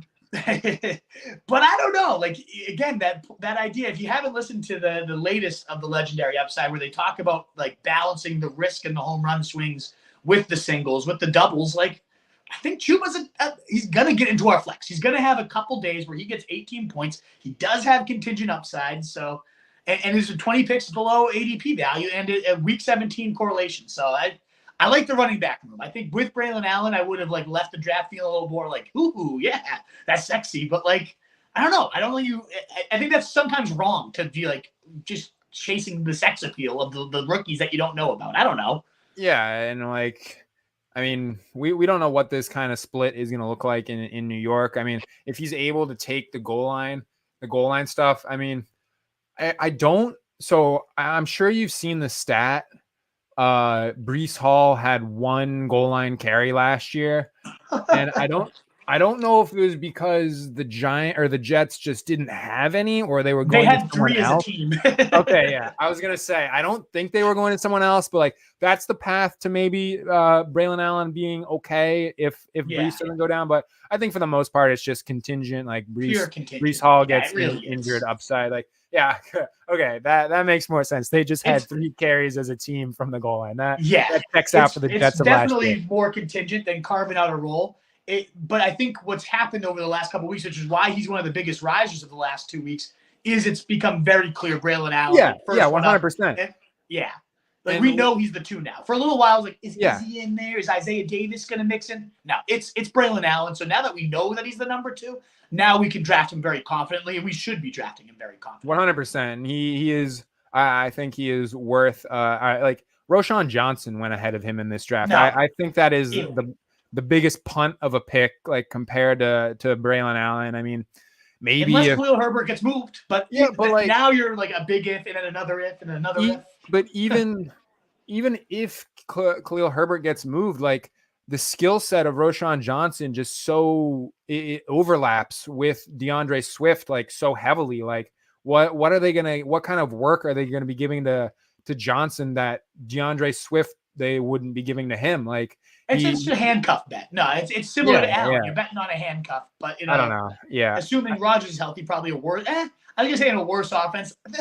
If Herbert's gone, we don't need to wax poetic because it's a big if. We don't know he's gonna get traded, but it's like if he is gone, I'm actually gonna be interested in Roshan because I think with those 3 receivers, if Caleb Williams is even close to the height that he's gotten coming out, like that offense should be top 10 in the league. So it's more so about the fact that Swift is injury prone. It's kind of why I'm drafting Herbert right now. Is because I like the idea of him being the primary handcuff. Right now, Roshan makes no sense to me. If it's like he's probably the 3rd back behind Swift and then Herbert, I don't get it at all. If he's the primary handcuff in an offense, I think takes a big step. Then I get it. But it's like that's what Braylon Allen is right now. So I'd rather take Braylon Allen 10 out of 10 times. There's no doubt about that. Yep, that makes sense. Any final thoughts on how we set this up here? No, I'm glad we got Jonnu. Like, I know we took him 6 picks above ADP, but that would have been one, like, had we not gotten Jonnu, it would have been a real kick. Like I would have been pretty pissed. Is John Worth reaching 14 picks above ADP for? No. So I think we played it smart. But like that was like one of the few times in the draft where I was like, oh boy, like we don't get Jonnu here. Of all the players to make you sweat, like Jonnu was the one making me sweat. But like every other time, there's at least a couple people on the board where it was like, we have an out here. We have a few guys that I am really into, and then we can build a little week 17 correlation or whatever it is into it. Whereas Johnny was the last one where it's like, I do like Fant too, who you like, but he would have just, we had enough random, like Mooney on our roster, random, has no correlation to anybody. Wicks on our roster, random, has no correlation to anybody. Now, those are the ones that I don't mind having no correlation because it's like Wicks is going to have some bombs. Mooney, if he pans out for where we took him, is going to catch some bombs. So, like, those aren't the bad type of guys to have in there, but you do want those type of guys. Like, Melvin Mims is a similar profile, but we have him stacked with Burton now for Week 17 correlation. There's only so many just like, Noah Fant, why are you here? I don't know, just because there's no other tight ends. Like, that would have been a little bit of a bummer. So I'm glad we got him. I think it's a really good roster. I'm into it. Yeah, we have. I don't know if you have any other last thoughts, but we do have a handful of questions to tackle. Yeah, I was going to say, let's get to the mailbag. Yeah. So Neighbors scares me of being drafted that high. I feel he's around 6'7". Well, Connor, you're going to have no Neighbors because, yeah, he's going to go around. I bet you even – I do wonder, where does he settle in for redraft leagues? He's going to go no later than mid-round 3. On Underdog, on DraftKings, he's going like late round 3 right now, which is I love it. I'm going to keep doing that until that changes. But you're not getting him past round 4. I bet you even in regular home redraft, he is no later than a late 4th. And I bet you he probably goes even earlier. I don't know. Do you have any – have you seen any ADP? I don't know if there's any accurate ADP for redraft. There's no ADP. Like, I mean, like, yeah. There probably is ADP, but it's not like legitimate. It's like I don't know what kind of psychopath is drafting a redraft league in June. But I know nobody's staying in those drafts. They're doing 4 rounds and then they're out. ECR has him like just like the people who are submitting their rankings of fantasy pros as of now. They've got him at 45 overall, wide receiver 25. So that's putting him at late round 4. And I was going to say probably round 4. So I think that's pretty fair, but I mean, that's different with how best ball works, where he's going early round 3. So I think that's completely fair. Just the difference between best ball and redraft. And that's where I think we're going to see him. I mean, JSN was a 5th, 6th round pick last year, and he was 20th overall. And now we've got Neighbors, who has significantly higher draft capital, significantly higher talent. So I think this is where we're gonna just be like, get used to seeing the top tier rookies going in the 4th, 5th round. Like that's where they're gonna be going from now on. Like you gotta adapt your game to how the NFL is thinking. Like rookies are gonna be highly utilized in these offenses, and Malik Neighbors is certainly strolling into a situation where he can and will be highly utilized. So I think the 4th round is fair, and that's where he's going to be going, whether you like it or not. If you like him in the 6th round, just be prepared to not get any of them, and that's okay if you don't like Neighbors. But I mean, the reality is these, we talked about it, like it's a year 1 breakout now. You got to perform right out of the gate. I don't know if it is okay if you just like, no, I don't like Neighbors, because this is a receiver that's like, he's filthy. I mean, if you're doing a couple of redraft leagues, like it's okay to like not have any Neighbors. Like it's not like I don't know though. Like I think we've seen it. Like I'm not saying he'll be Chase, but he's got the measurables. He's got the production that's like right on par with what Jamar Chase did at LSU. And if Marvin Harrison wasn't in this draft, I think it was more so engagement farming. Like, but a lot of people said they'd have Neighbors even above Harrison. I don't buy that. I think that's BS. But like it's. The fact that question isn't, I mean, I do think it's kind of ludicrous, but like you can make the case for Neighbors over Marvin, I guess, at least in terms of explosiveness and ability with the ball. And it seems like he brings a different skill set to the table that like Neighbors is going to be a stud. And but he's tied to Daniel Jones. Well, if Daniel Jones blows, which he's probably gonna, I'll take the L from last year. Well, Drew Lock's the next guy up, and like Drew Lock is, I kind of like Drew Lock certainly as a backup, like. He was the only one that JSN was having good games with last year.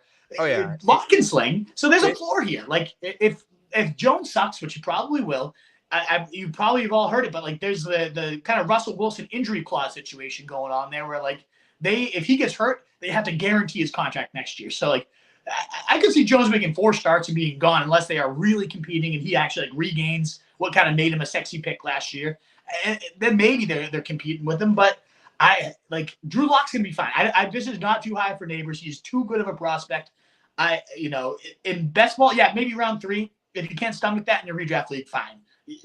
But round 6, 7, no. You got to get.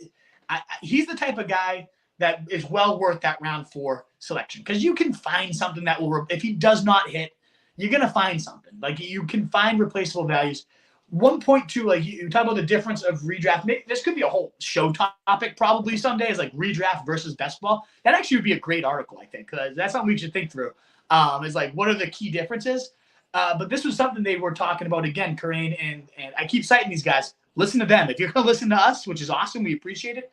Make sure you're also listening to these guys. Like they are the next level of best ball. We are learning from them to then report to you guys and practice ourselves. So listen to the source as well. They are great. If you're not listening to Legendary Upside, Legendary Sicko specifically is the podcast variation with Eric and Pat. Phenomenal stuff.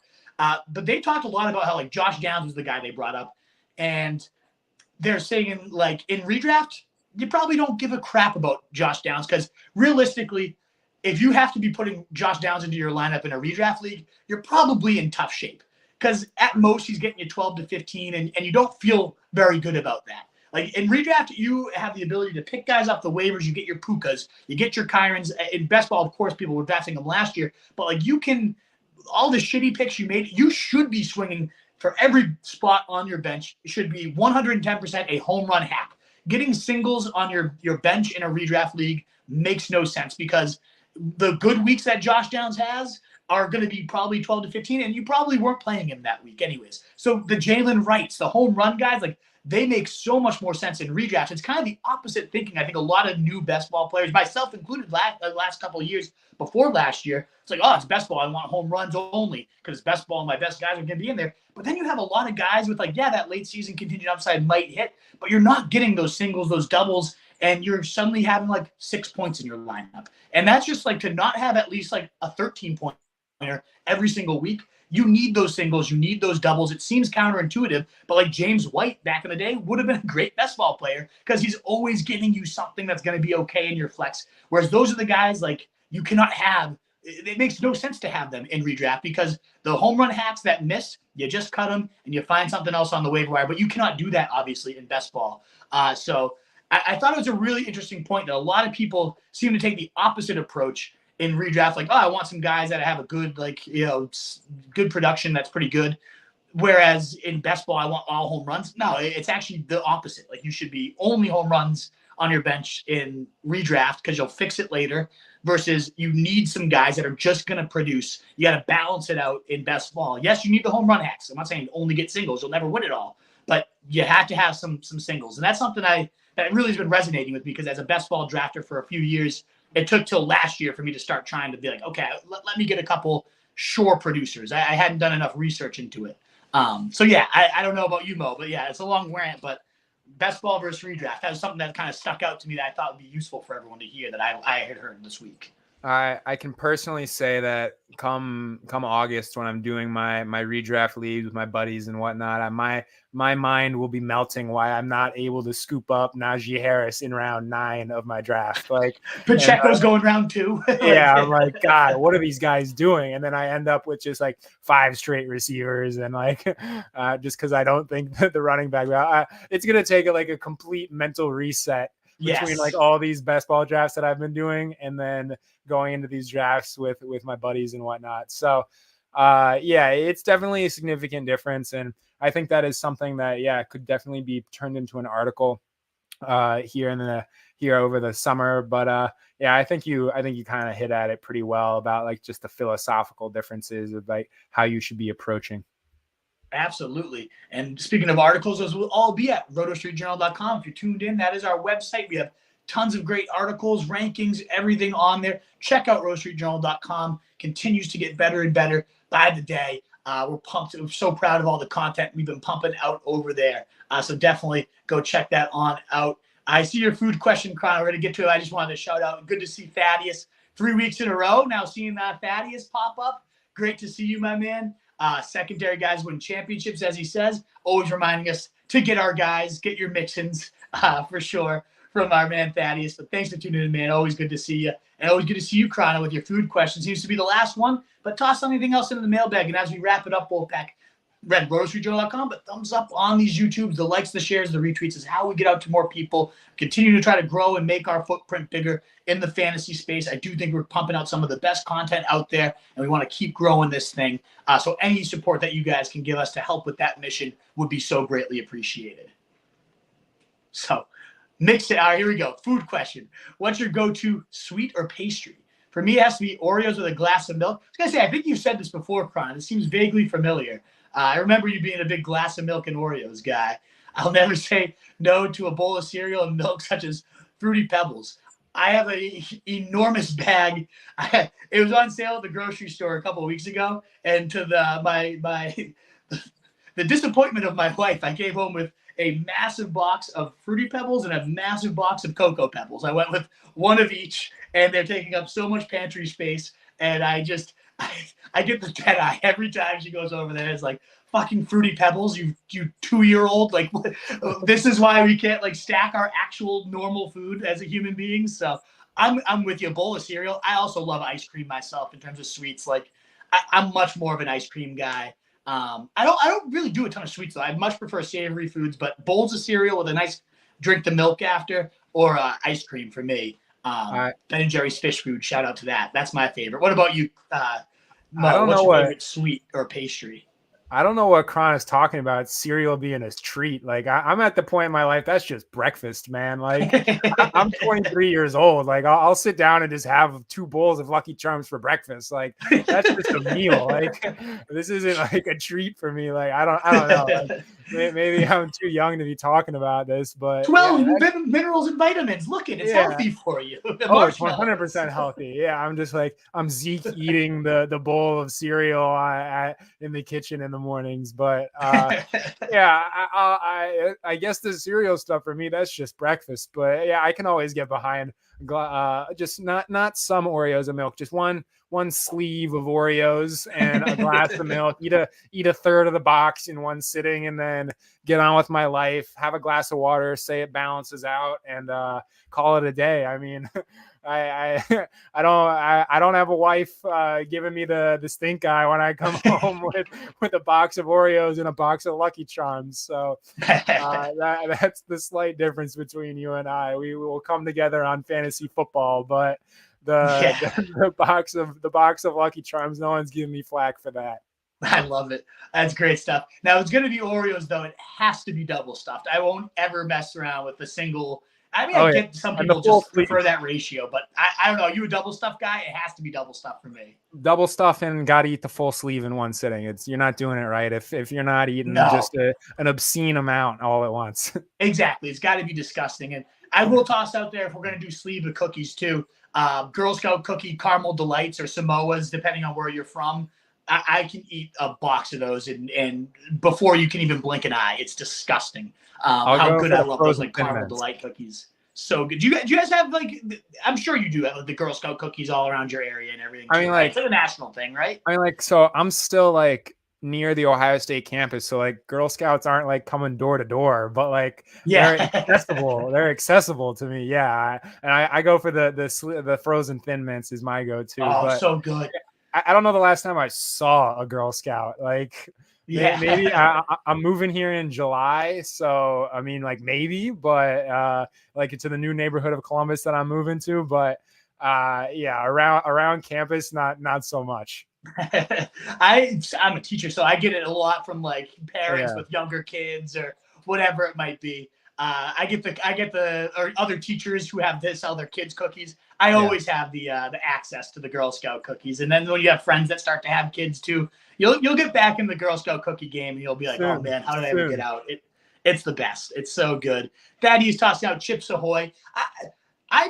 When I was in high school, similar to Oreos, I could just murder a sleeve of Chips Ahoy in a second. I actually have recently discovered like the chewy Chips Ahoy. Those aren't bad either. That's Like, what I was gonna throw out. I yeah, think the regular ones are trash, but the chewy ones are good. They are very good. I can eat a whole box of those for sure. But those the things can regular go Chips quick. Ahoy, dry and nasty. Mixin versus Chips Ahoy. What's more trash to you, Mo? Oh, definitely Chips Ahoy. I don't know if it's Thaddeus or just like convincing myself that Mixon can once again consolidate the touches. I can't believe we're getting back to football here, but thinking that Mixon can consolidate the touches, and I'm starting to convince myself that he can do it. So I'm starting to get more and more in on Mixon, like because we've said like it doesn't matter if they're good at playing the running back position. If they can get all the touches, they're going to be fine for fantasy. And I'm known to be a Damian Pierce hater. I not at least now I Yeah, am definitely. not in this So scheme. yeah, Yeah, so I'm with you. And I don't. I think I'd rather have Mixon than Etienne, who goes 2 rounds ahead of him. Like, I love the price on Mixon. I know all roads always lead back to Mixon for our boy Thaddeus. every time we'll end the stream But talking about Mixon. yeah, we have to make sure we get our Mixon shout out in there. I really do like him, though. I mean, what he did in with the Bengals, I think, is very much in play with the Texans. Maybe a little bit less goal line volume, but maybe not. Like, they'll be there enough. I just think they're going to throw a little bit more at a higher clip. But I'm all about Mixon in this like round 6 price range. That's again why again to bring it back to like the show we talked about, wide receiver firepower. Should I be taking a round 4? I do like Pacheco, so I don't want to throw him, but I'll throw Etienne out there. The case, or Josh Jacobs. I think this is the even more apt comparison. Is like you're buying Jacobs for the touchdown equity in a good offense. Is probably the future guy, but I mean, LaFleur's already talked about wanting to have a committee. Or you get Mixon, who's a touchdown guy in a good offense, and who cares about the inefficiencies there? But he goes 2 rounds later. Like, I'll take the wide receiver that's going in that Josh Jacobs range versus the wide receiver I'm getting in the Mixon range. And I think those 2 running backs are very interchangeable, if not Mixon outscores him 2 rounds later. So that's part, again, of why the wide receiver firepower is so important, because you get guys like Mixon who have genuine top 7 ceilings in round 7, round 6. And those receivers just very rarely exist now. So to bring it all back to our final show there, bring us all full circle, Mixon to the moon, get your wide receivers, then go get Joe Mixon, and then go check out rotostreetjournal.com. We breed and feed you fantasy wolves, Mo's content, my content. You got any recent articles you want to pump before we get out of here, Mo? Yeah, I'm about to dog all over your boy Jordan Addison as soon as CJ either sees my text or gets to publishing that. That'll be up sometime soon. Yeah, and then I'll have some stuff coming out throughout the week. But yeah, the Jordan Addison, I can't get behind the price. I can't wait to read it. He's not my boy, but I do like Addison, so I am excited to read this one. I am getting a little more skeptical argument. The more I'm reading about like Darnold's kind of the clear number 1 here, and JJ's not impressing. It's like, my whole point for like being back in on Addison was maybe McCarthy isn't a huge drop off, and it's looking like it might be a steep drop off if it's Darnold and McCarthy can't even beat out him. Then I am starting to get a little bit hesitant, but liked what I saw in year 1. That's to me though different. Like, he goes right around JSN. We've seen Addison blow up. Like, he had multiple 30-point days. We've seen nothing of the sort from JSN. So, like, I will go Addison all day over JSN. I don't know about you, but I would hammer Addison over JSN all day. Yeah, and there's not a big gap. It's like a 8-pick gap between them, and there's a couple of wide receivers that I prefer, Brian Thomas and DeAndre sandwiched in there, Lad even. So, I mean, like the argument I lay out is pretty straightforward, and you either get behind it or you don't, and you just kind of ignore some of the red flags and questionable production from last year, like unsustainable production from last year. Yeah, you can get, it's very, very clear, very straightforward. You either, it's not really if you agree, it's just like, are you willing to look past this kind of stuff or not? And I'm not. So you all can read it, rotostreetjournal.com. It will hopefully be out in the next day or so. It definitely will be out this week. So go give it a look there. Check it on out. My last one was about Chris Godwin. We talked about again here. You know, that is he the next Cooper Kupp? Is that the type of usage we're going to expect? So a lot of new quotes to add to that. And then is Jake Ferguson the top 5 tight end that nobody's talking about is the other article I will have coming out tomorrow. And ultimately, I've got a few other ones in the works. I talk about some of the legendary upside running backs. I want to get that onto paper, get my thoughts on there. I got a lot of things cooking in the brain that I just really want to get out. So just keep checking out rotostreetjournal.com. I'm doing a lot more writing this summer than I was able to do last year, and it feels really good to be back. As much as I love these streams and talking to you guys, I really do. I was a writer at heart. That's why I started the site. And it feels great to be kind of penning a lot more stuff this summer. So I'm very excited. It looks like Thaddeus for the first time is on the side of Mo here. So me and Thaddeus are no longer Thaddeus. I no longer like you anymore. No, it's great to have you, Thaddeus. You can Addison and JSN production, Kate. I don't know. No clue what you mean, but Thaddeus still great to see you. You can get Addison and JS production late, I think is what he's probably going for, which you might be able to. But I don't know that you can get too many 30-plus point receivers too late in your drafts. There's not always going to be these Pukas and Tanks. That's why you got to get them early rounds. We'll see. But that's a debate for another day. Well, I see some good debates coming in our future, whether it's Addison, where we got to find the players we disagree the most on. And that could be a fun episode. It's like 5 debates. Maybe that's what we'll do next week. We'll find like the 5 guys we disagree on the most, and we just have a couple ugly debates here. we can. That would be fun for sure. That would be fun. We do maybe we do QBs, QBs and or tight ends because we are kind of doing our positionals. Check out running backs from last time. Receivers obviously was today. We're gonna try to do a QBs, tight ends, and then we'll maybe do our top 5 debates after that. So yeah, get it on the book. Stay tuned. Yeah, absolutely. Thanks again, guys. You can follow me at RotoStreetWolf. Follow Mo you can see the score there. But if you listen to the pod, MOH_FFB is where you can find my guy. Make sure to check him out. Make sure to follow him. Keep bumping those up. The guy is as good as they come, one of the surging young stars in the game. So definitely make sure. There's a reason I have him on here with me every week. It's the best. He knows his ball. So definitely check out Mo as well. And in a world full of fantasy sheep guys, be that wolf. Later.